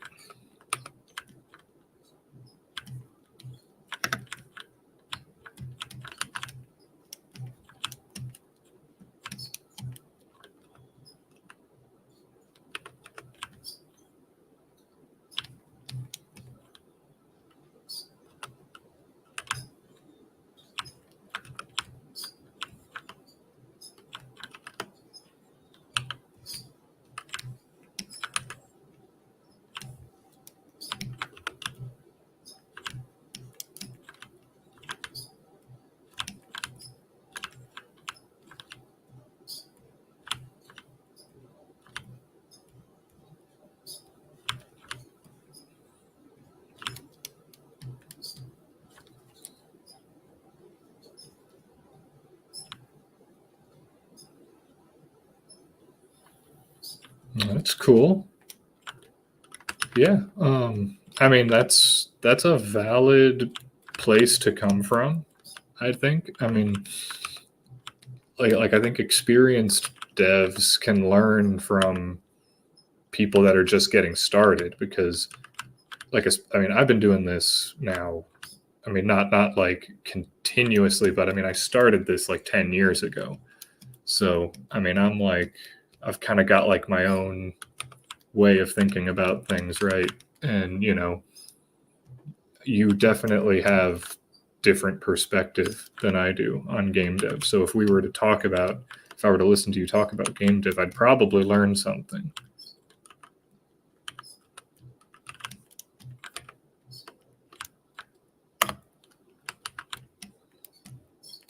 Maybe we can do like a podcast style stream sometime. Because I think a lot of the people in our server are game devs themselves, or at least aspire to be. So that could be fun. We could just all kind of hang out on stream and talk about games. If there's any interest in that.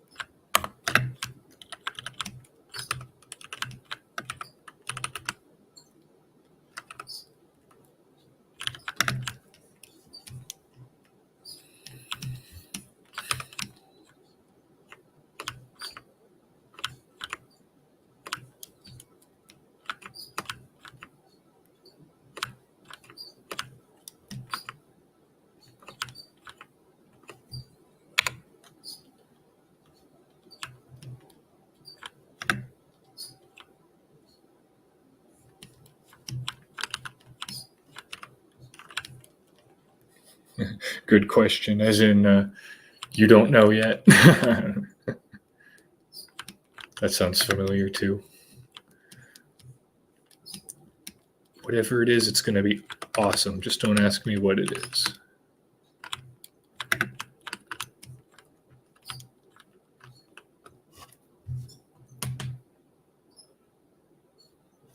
Sure, yeah, that's fine.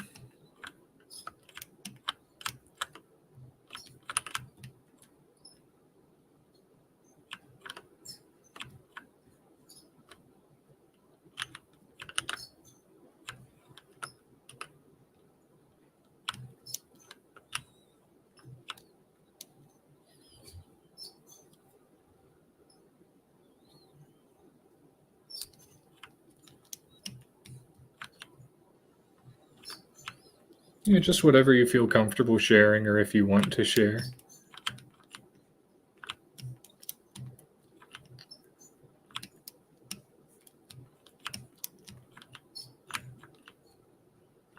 I think my personal experience, what I've learned is it doesn't ever really hurt to talk about your game because it really can't be stolen, like unless you've got some kind of like really like genius like hook or something that like someone else might try to like beat you to. most games aren't going to be like that, right? Like they're going to be good because of like what you put into it and like, you know, like your personality that you add to it, and that can't be replicated by somebody else. And then the other thing that I've noticed is waiting too long to talk about your game can do a lot of damage, because when you finish or when it comes time to start marketing, you know, you need traction and momentum. And I'm preaching to the choir because I'm literally the worst at this. But yeah, it's that's honestly why I'm streaming, just because it's like if I work on this by myself, it'll be a cool game when it's done, but nobody will know about it, you know. Whereas if I talk about it, you know, now you know I'm working on a game, and so maybe, I don't know, I'm not telling you to go buy it, but maybe you will when it's done, or wishlist it on Steam or something. And so, you know, I'm laying groundwork for that when that's done. Or maybe someone will stumble across this stream later, who knows. But generally, marketing seems to be pretty important for making games, and I'm the first to admit I don't know how to do it. But I'm trying to figure it out.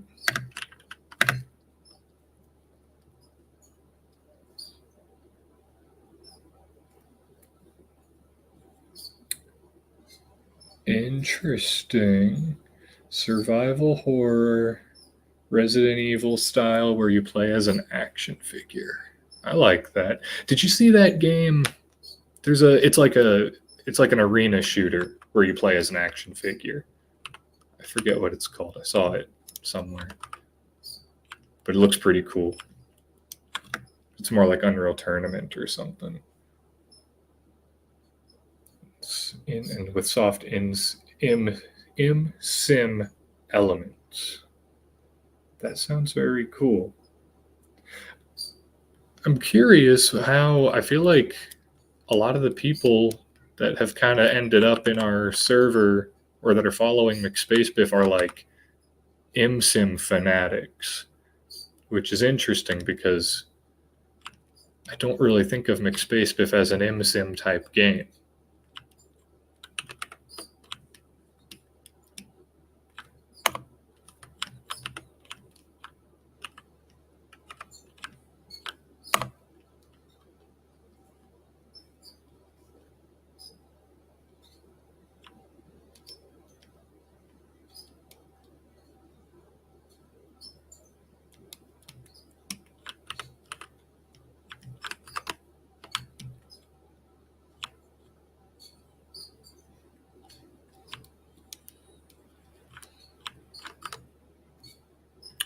Yeah, I really do like immersive sim type games.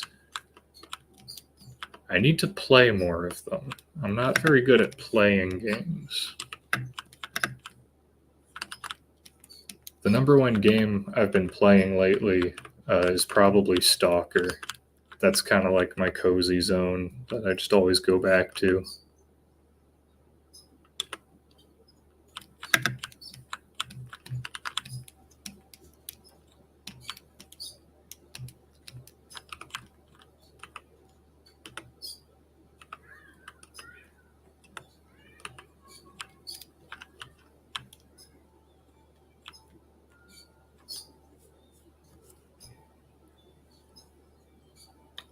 Oh, that's cool. That'd be awesome. Like yeah, that'd be really cool. You could like change your class dynamically.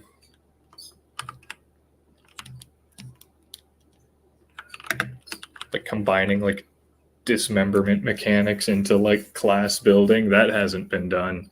That's actually really cool.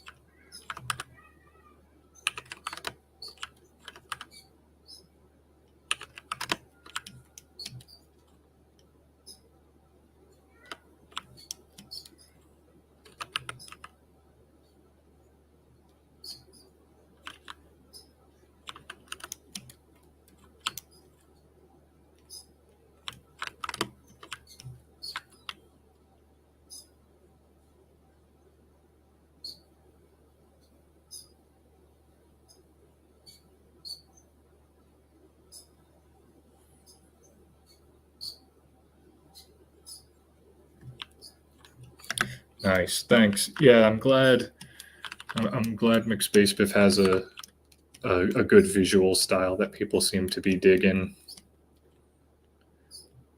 It's definitely inspired by the old Borderlands, but I think it's pretty different because everything, the old Borderlands was like really kind of grimy and dark, like not super dark, but like everything was really grimy. Whereas in McSpacebiff, we're trying to make it really like kind of vibrant and like really pop.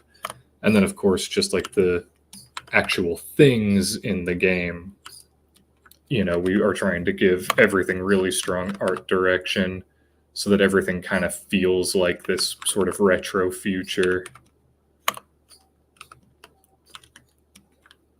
So it's like stuff like almost out of like like the 50s, like the Twilight Zone or something, but with like more color and punchiness, but also texture. Because like I don't like indie games that are just like, ooh, it's stylized, by which we mean, we're just not going to make textures. We're just going to flood everything one color.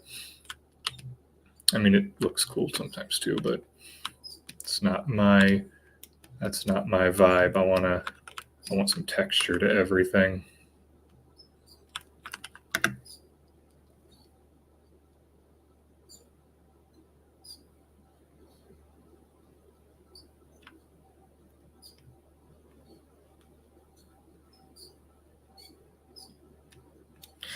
Yeah, and then the story is should be interesting.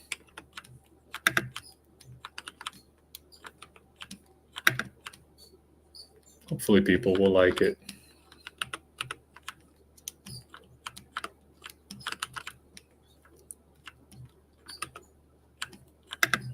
But yeah, it's also kind of funny because it's like Stalker is really like my favorite, probably my favorite game, and it's like my favorite like vibe of game. Like I love that like grimy, like dingy kind of thing, and so it's kind of weird to be making a game that's like totally the opposite.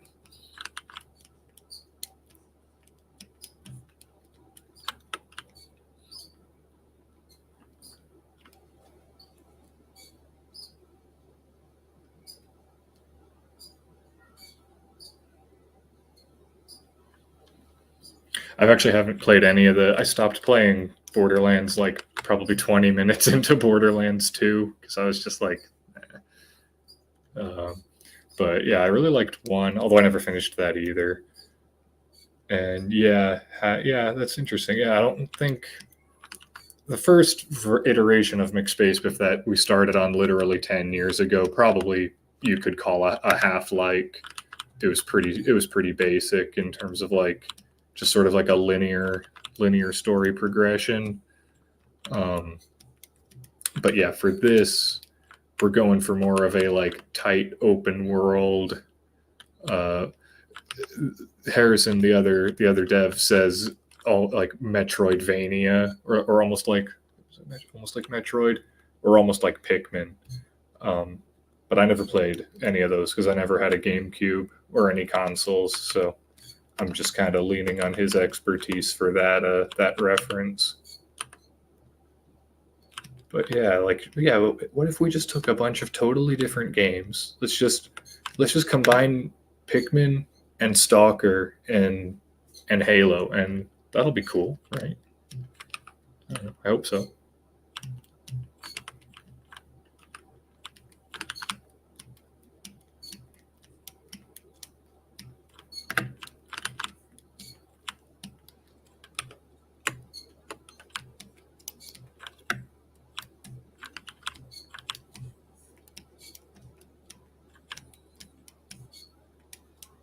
And Dark Souls. You can't leave out Dark Souls, of course.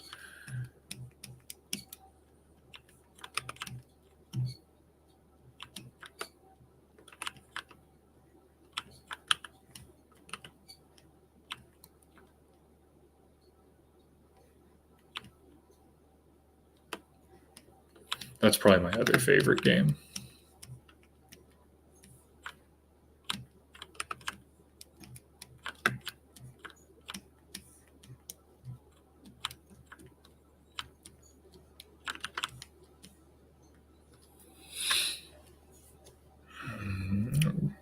Very tempted to just kind of not bother connecting these. I wonder if I could get away with that.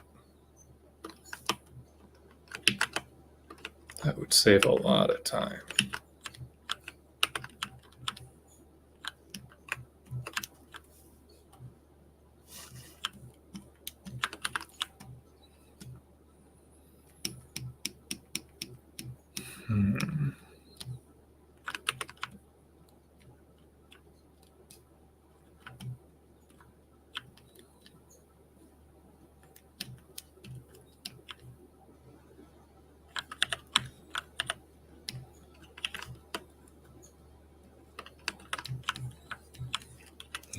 It would waste too much space. I don't think I can get away with that.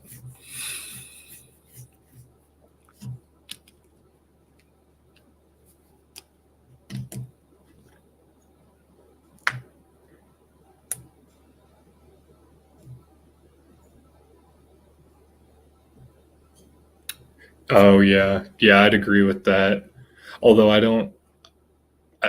never really played. I don't know what I guess the kind of games you're talking about are. I'm assuming they're more like console type games. The only reason I played Dark Souls was because it was on PC. But yeah, it's been copied to death, which is a shame because it was something so unique, and now it's not nearly as unique because it's just been copied to death.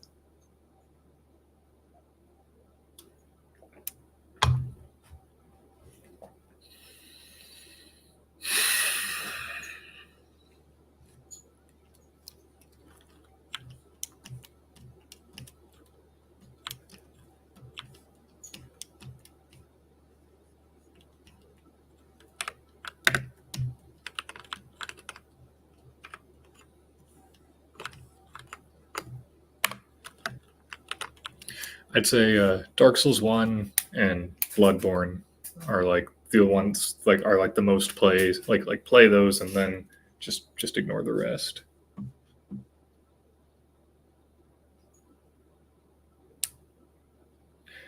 Oh yeah, I've never played Devil May Cry or Bayonetta. Are they kind of like God of War or like spectacle fighters, like that sort of genre?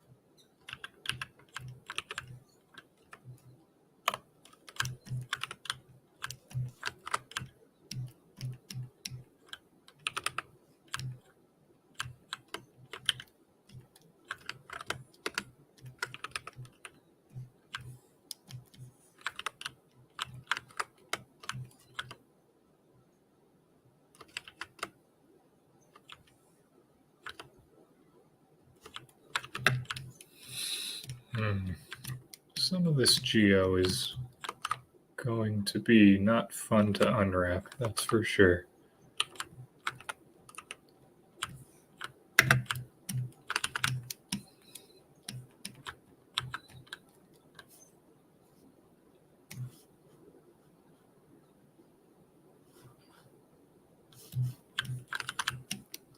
We'll just see what happens.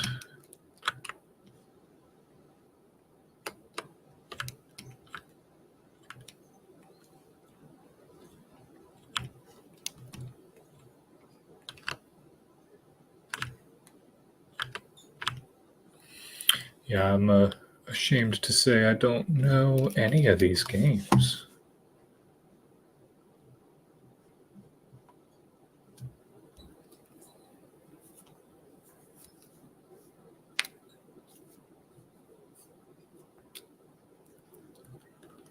What about that game?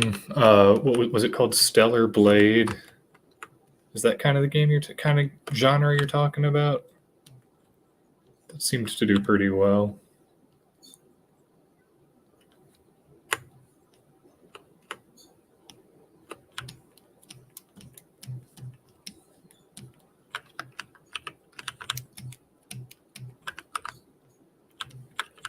I haven't played it or anything, just saw it on Twitter.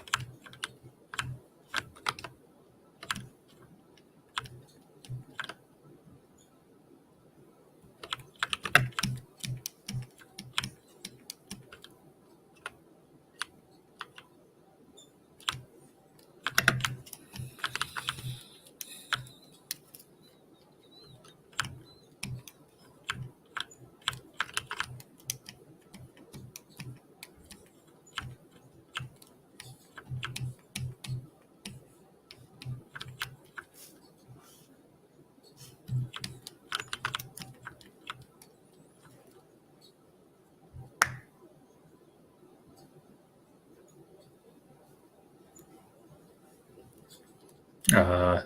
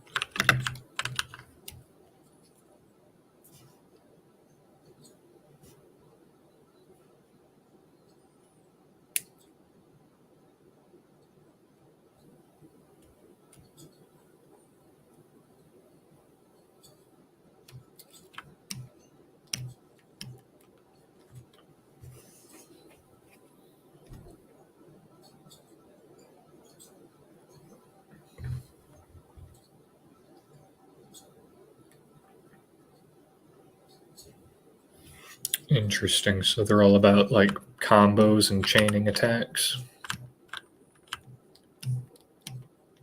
but like also being creative and coming up with like the right kind of combo for the situation or something like that.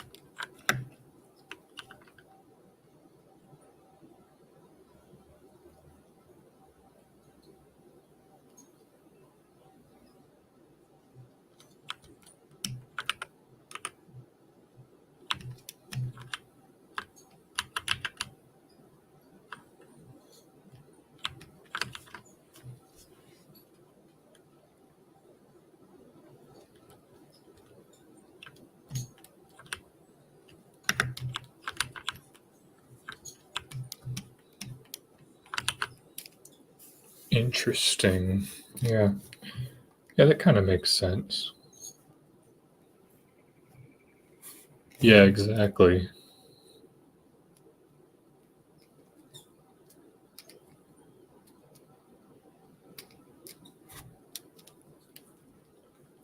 That's cool. Yeah, I never really thought about that genre having like kind of strategy or creativity kind of hadn't even thought about it figuring into that kind of game. But yeah, I could see how if you could do that well, that'd be really cool. But it would also be really easy for people to just overlook and not do well, which it sounds like is what's happening.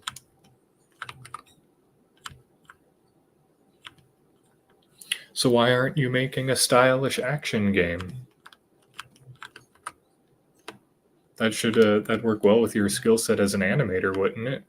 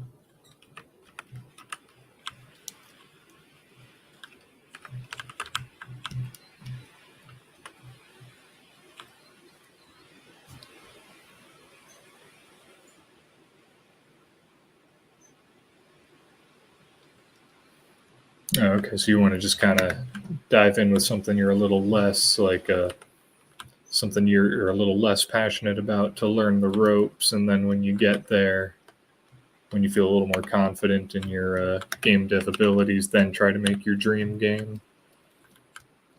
Would you say that a stylish action game is your dream game?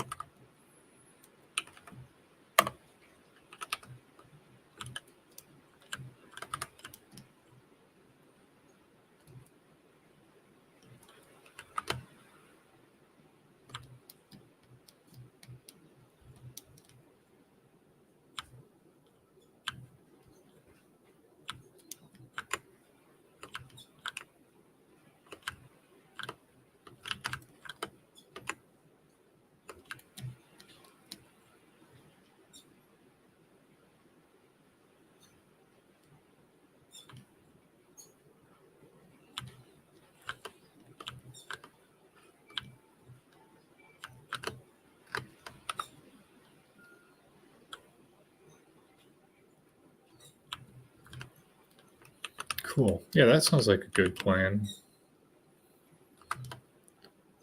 Yeah, I've heard, yeah, some people say, yeah, don't make your dream game first, right? Because, you're just going to make, you're going to make mistakes on your first game. So you might as well make them on something that you're not as invested in. I don't know. I don't know if I totally agree with that. I don't know. I don't see anything wrong with just jumping in and making your dream game. I guess if as long as you can, understand that you're probably going to make mistakes, and you might want to, you can always make your dream game twice, right? Like if you jump in and try to make it for your first game and you're not really happy with how it turns out, you can always just release it anyway, and then make another game later. Make the same game again, right? Just with 2 in the name, or give it a different name, or Redux, right? Our game Root, as it exists on the Steam store, is not the version that we initially shipped. It's actually a completely different game. I would strongly recommend not doing that, because it's not good business. Basically, what we ended up, we made a sequel. We made a sequel to Root, but we didn't get any extra visibility or any extra traction from doing so. So it was really stupid in retrospect, because we did all that work and we got basically nothing for it. What we should have done is we should have made it.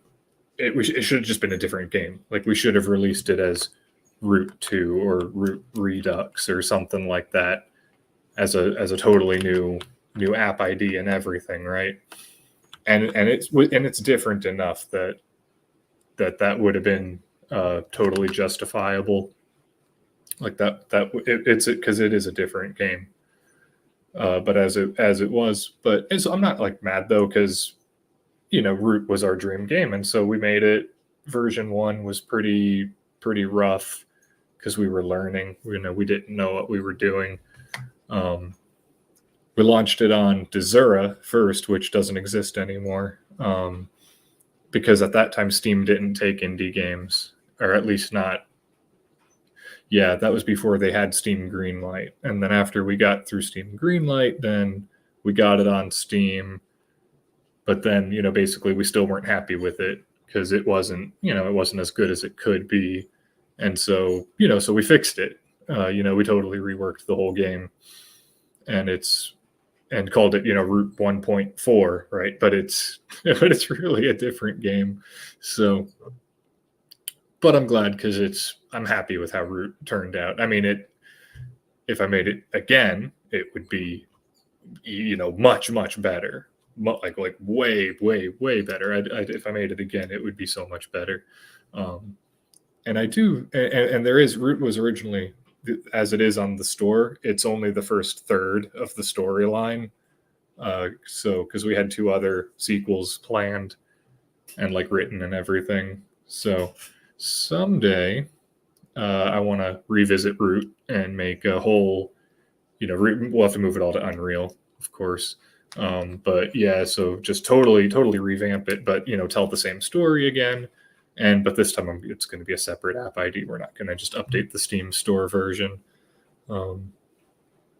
But so that is to say, I don't see any problem with just making your dream game and just redo it. Just redo it over and over again. I mean, if you've got the appetite for it, like unless you think you're just going to get sick of it, and like after you make it once, you just don't want to touch that genre again, then yeah, maybe wait. Work and do something in another genre to kind of build your chops. But if it's the kind of thing that you're just like, you're just always thinking about and you just can't really imagine getting sick of it, just go for it. There's nothing wrong with making the same game over and over. I mean, as long as you're getting better and improving it every time. There were 3 Halos, and they got better each time, right? Nobody's mad that they made Halo 1 and didn't like do something else first, right? It's like just make sequels. I don't know. That's at least that I've been thinking about this myself, and so that's kind of my 2 cents off the top of my head.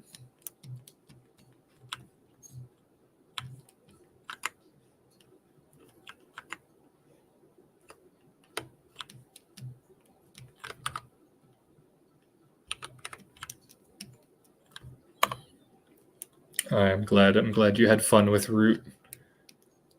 Glad someone out there's carrying the torch. Being a sneaky bastard.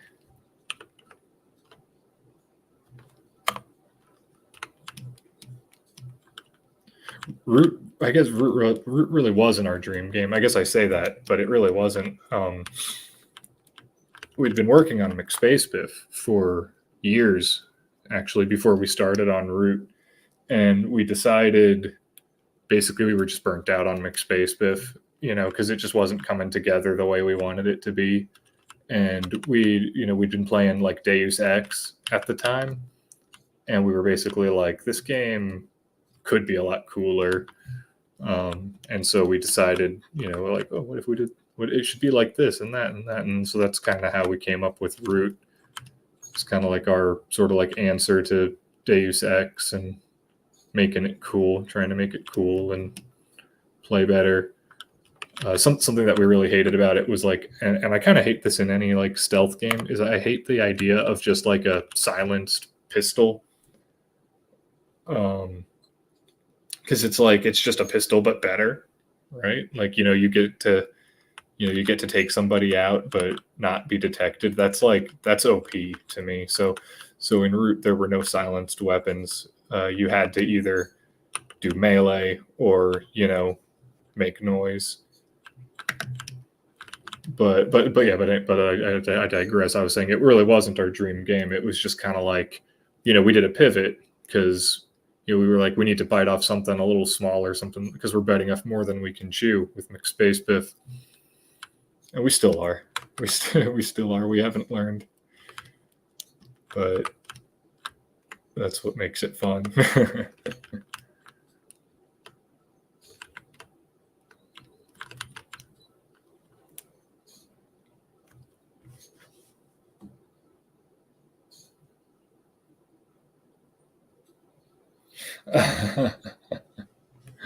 Nice. Oh man, we should have made that an achievement.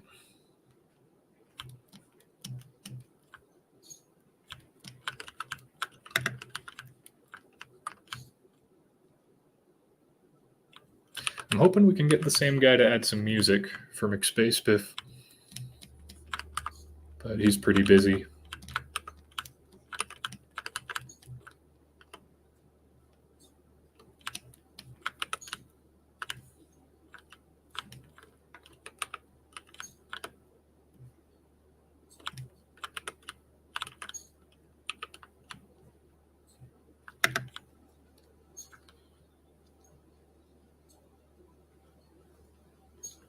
That was something that, in hindsight, we would do probably a lot differently. Is the dodge mechanics? They actually, I think they came pretty late to the game in terms of development. Like I think we were like a lot of the game was already done. And it was when we added the Grim Reaper boss that we kind of were like, oh, you should be able to dodge. Probably because we were playing Dark Souls or something at the time. But yeah, and so then we were like, okay, we'll add a dodge mechanic, like basically for this boss fight, right? But that boss fight doesn't happen until like level 7, I think. Yeah, it's on level 7. And, by that point, you've gone through 75% of the game without knowing you can dodge, right? And we ended up reworking many of the enemies to kind of like provide more incentive to dodge, and like there's reasons to dodge throughout other parts of the game, but we never really gave you, I mean, we did give you a tutorial like that explained how to dodge, but most players would skip the tutorial. So it's like now basically we would try to make it so that there's a part where you have to dodge earlier and make it a little clearer that's a core part of the game. But yeah, it's like we kind of did what we could for that, but it just sort of, it's the way it developed.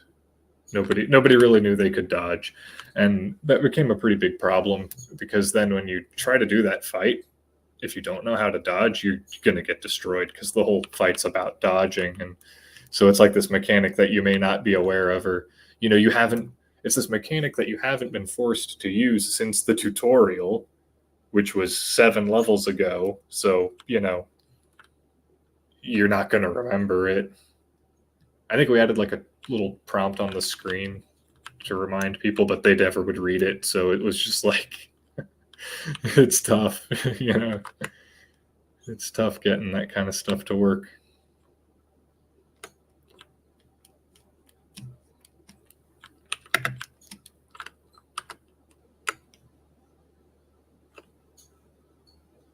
And that's part of why we kind of want McSpacebiff to be a little more casual, like not exactly casual per se, but I guess more casual.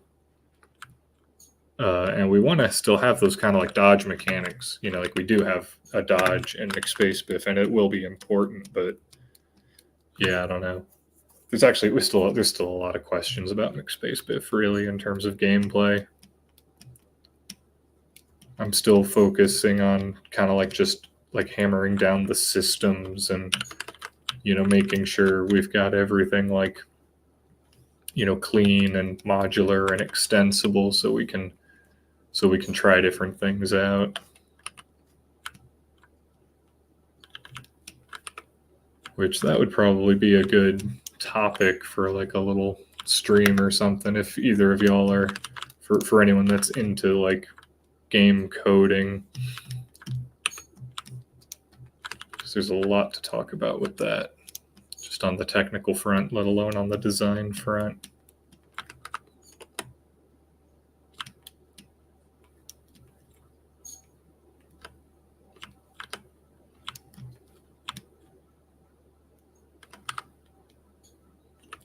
I'm seeing some light at the end of this tunnel. I think I might finish this part at least while we're on this stream.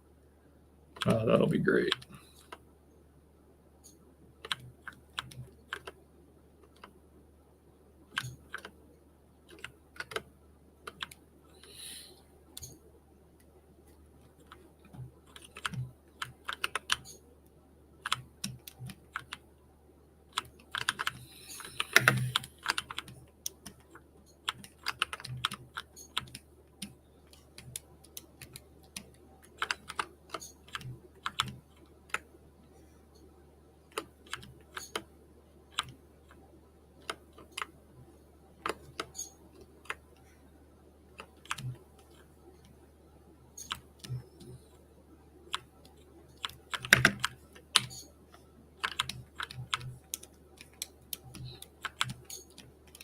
This is definitely some wacky topology, but I think it'll be fine since it's all kind of like isolated on the edges. And it's honestly kind of the best way to make stuff like this look right.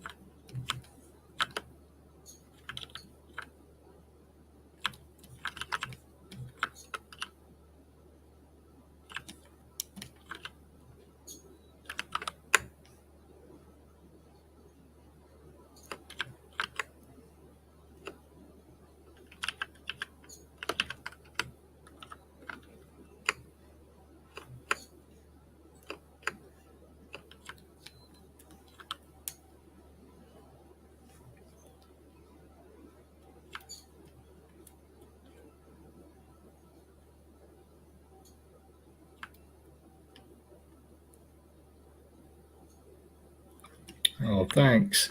Yeah, I haven't played Remnant. It looks like I remember seeing it and being like, "Oh, that kind of looks like our game." Kind of didn't play it for that reason. It's like, oh, it's kind of frustrating. But yeah, those were fun boss fights. Yeah, I agree. And there's very few FPSs that do it. Honestly, one of the only ones I can think of is Halo, with the hunters.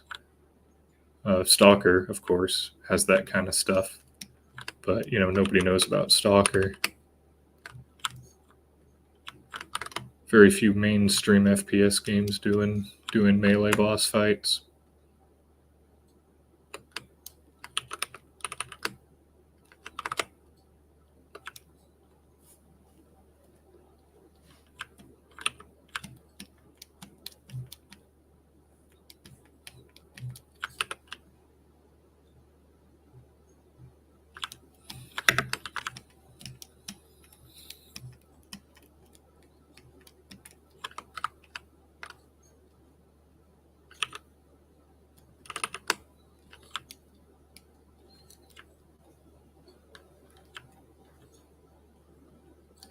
Yeah, we should have probably put some kind of like glowing effect on it in retrospect, because yeah, that probably would have helped more people kind of think of that.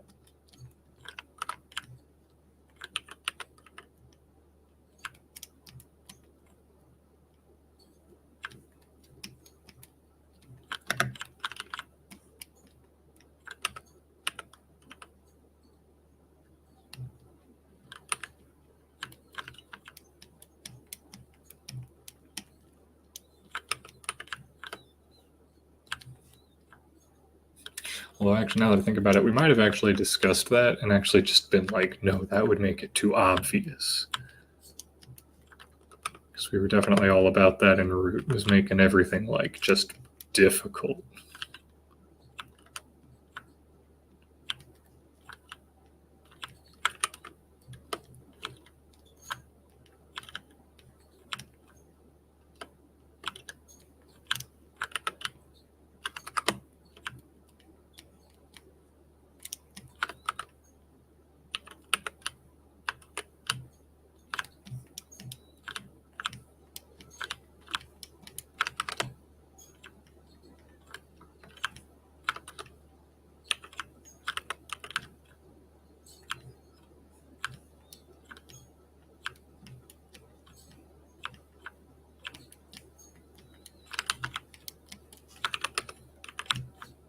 Some of my favorite moments of game dev have been like testing, like showing the game off to friends, and then just like watching them walk into a room and like knowing like, oh, they're about to get rocked.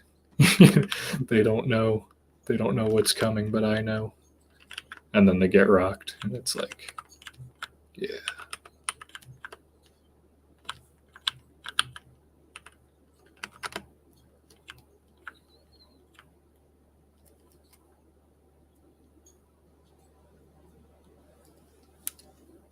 Yeah, that's what I was thinking. It's like everything in Root has headshots. Headshots are always key, so everyone should already be thinking about it. And then when you see an enemy with no head, the first thing they think is, crap, where do I shoot it?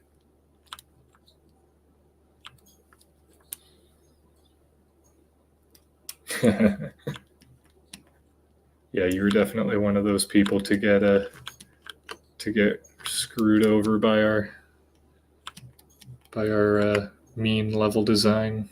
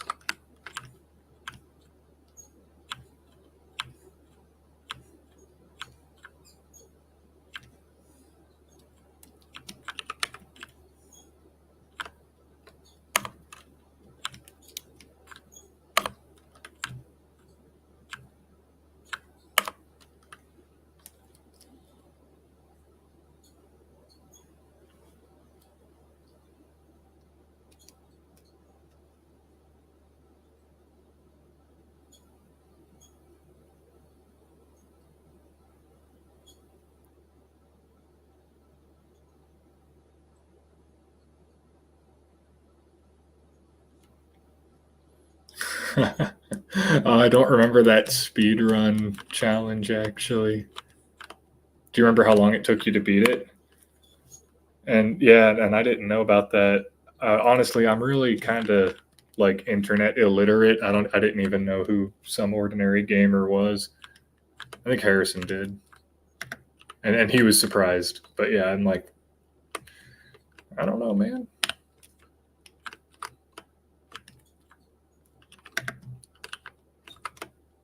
It's cool, I guess.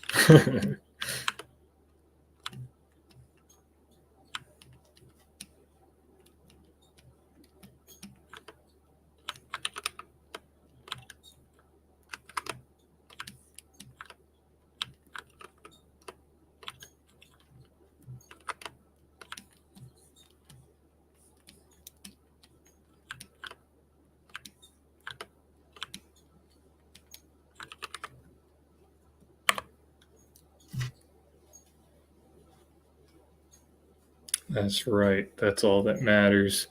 I think, I'm actually not sure who has the like fastest time. I'm pretty sure I beat it in like in something like 10 minutes. At my prime.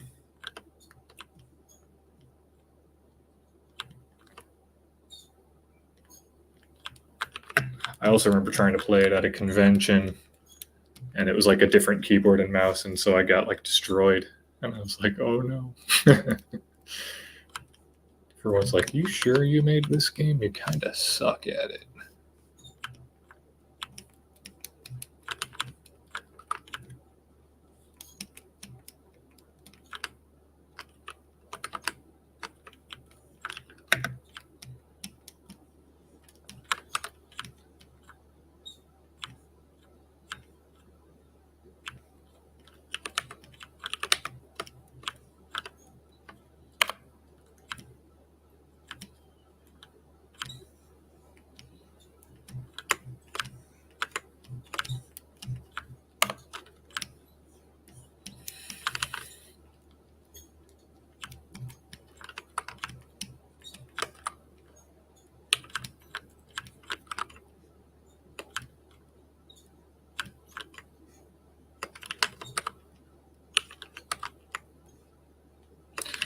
I'm really looking forward to getting this game to the point where we can do some play tests again.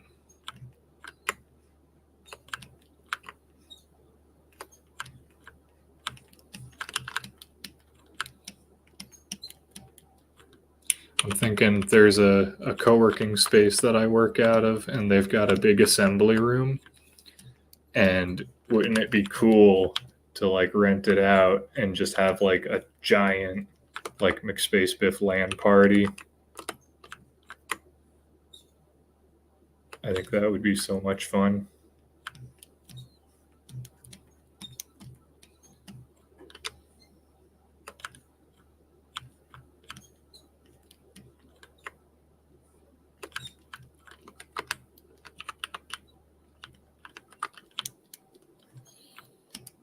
Awesome. Got one RSVP.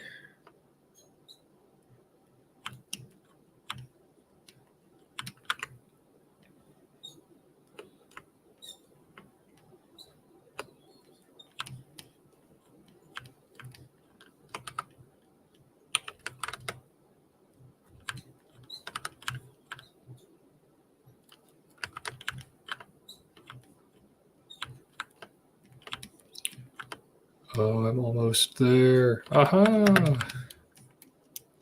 I think that's good enough for this part. Sweet.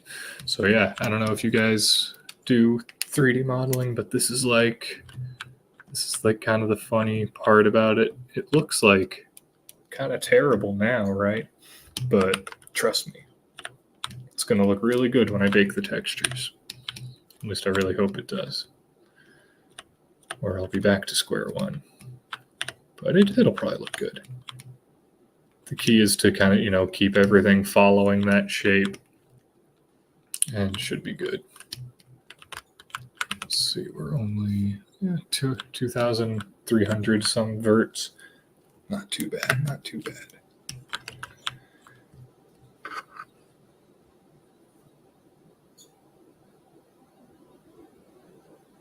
Thanks for hanging out. Wub. Yeah. Yeah, right on, man. I'll see you around. We'll see you in the server. I'll probably do some more of these. But yeah, take it easy, and good luck on your game.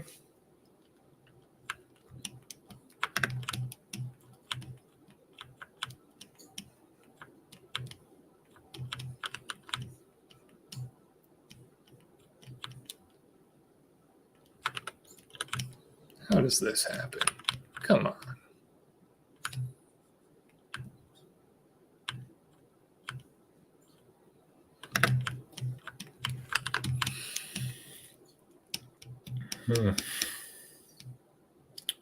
Oh, 3 hours.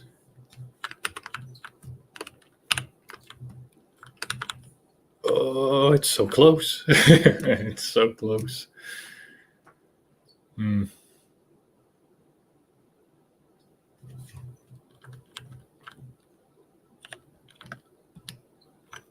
do I try to press through?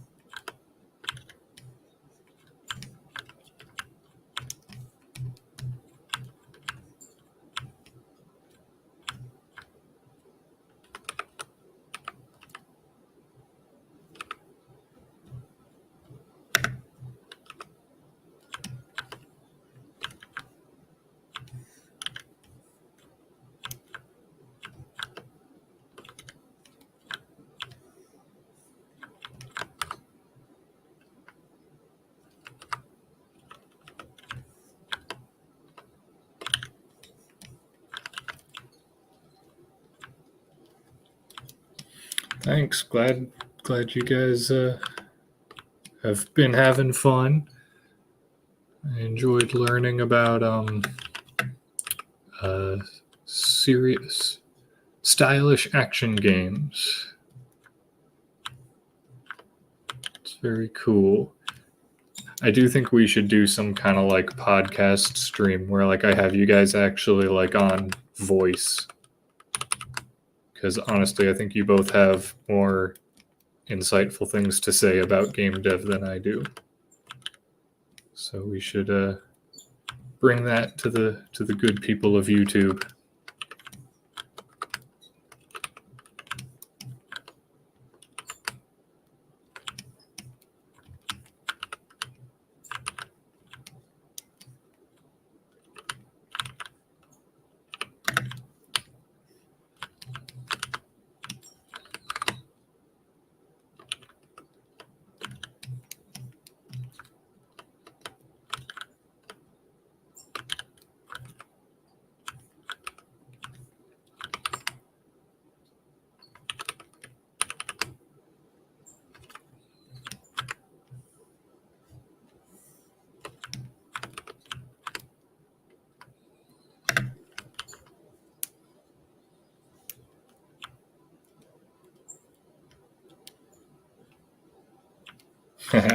Hey, I mean, sometimes that's what makes it easier to see stuff, you know? Like when you're like all, bogged down making stuff, you miss the forest for the trees.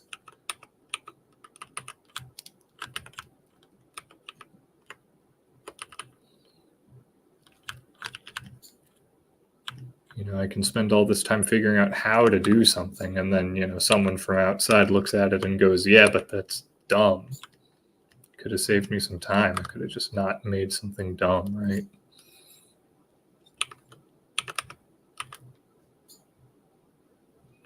feel like a lot of modern games are like that. Like, how many AAA games could have been improved by just not having been made?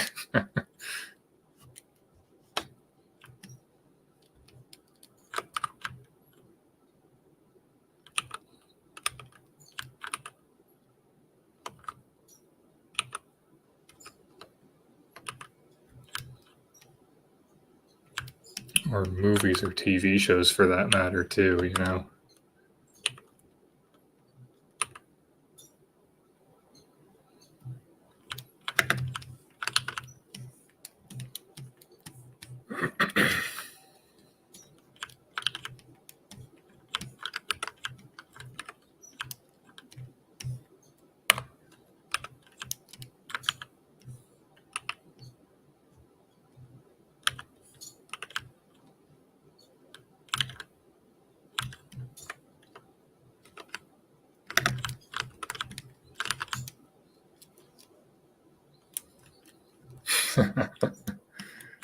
That's how we fund the game. Make merch with snarky, snide comments about how bad games are.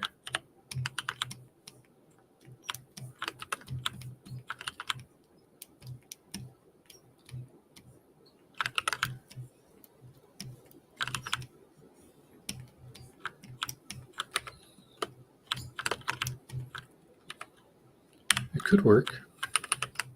Could work.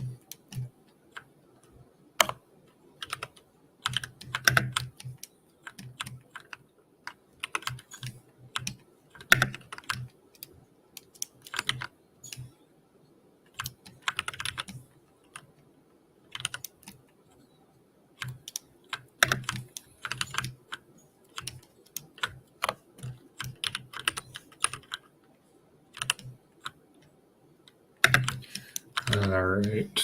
I know I've spoken at length about not doing this, but I think I'm just going to do it so I can be done.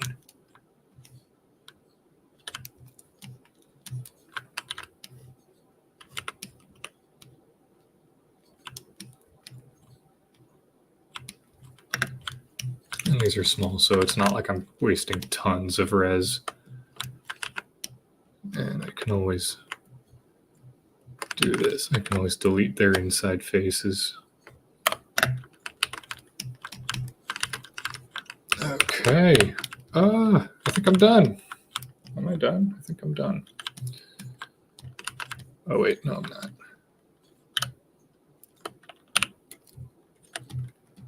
Because I've got to do this. But that'll be easy. In fact,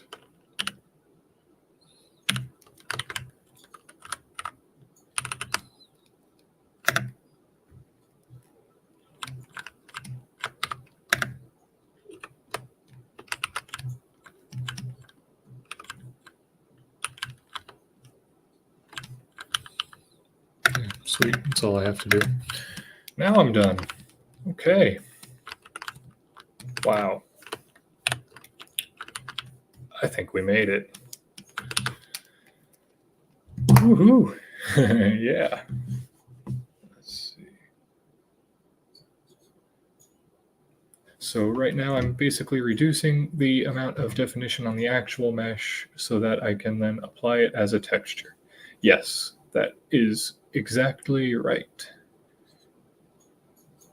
Yes, so, and that's what the next stream will be all about. Well, probably maybe 2 streams from now. Because what I've got to do next is I've got to unwrap this. So I've got to create a UV map, which is basically like flattening it out, because textures are 2D, right? So I've got to flatten it out, and then I can bake the details from the high definition mesh onto the low. So what that'll do is it'll take all of these little details, and it'll create shadows and normal maps to show that. In fact, I can, if you're curious, just to see what I'm talking about, since a picture is worth 1,000 words, I can see if I can open up one of my other models.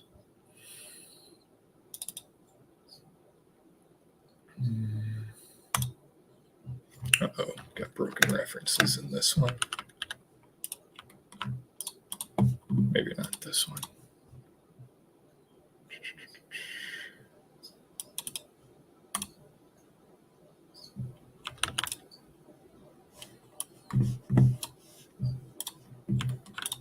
Okay. Let's see. So this is the SMG. And so we've got a low and a high poly version. So this is the high poly, and it's all, it's got all these, closely modeled details and everything, right? The screws are all modeled. And then we've got the low poly, and the low poly is modeled much more coarsely. And so this is the stage that we just reached with the backpack.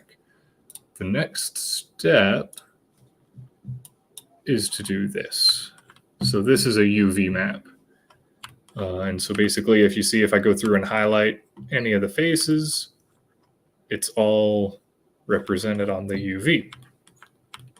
Now this will make even more sense if I can locate my textures.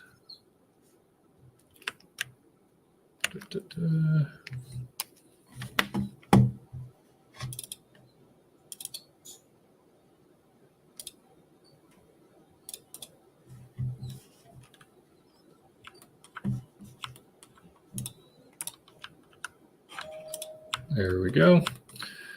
So this is what the texture looks like. See, it's all just kind of hand painted.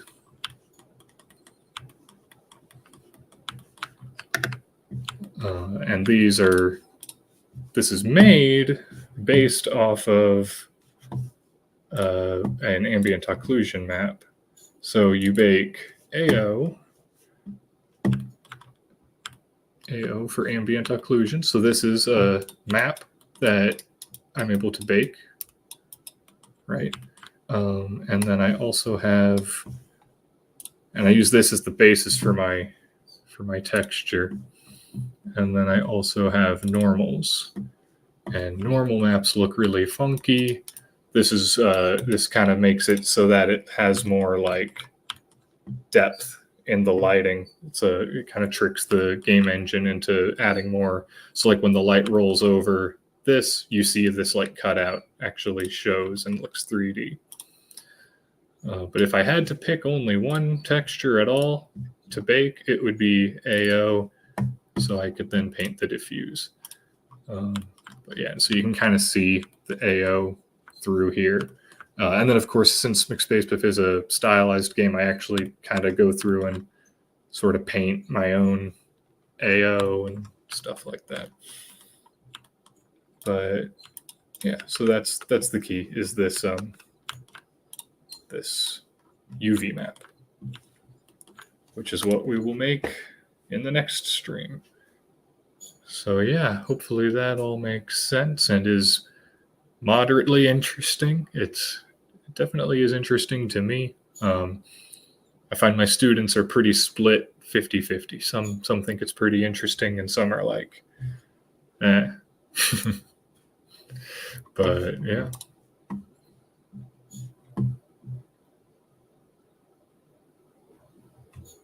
Thanks.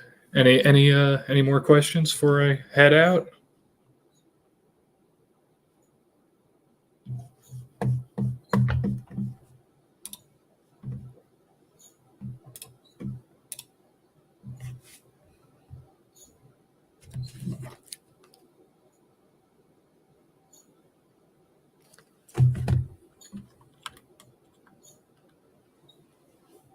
On to the next. All right, sweet. Well, cool. Stay tuned. I'll let you know when that is. And thanks for hanging out, man. All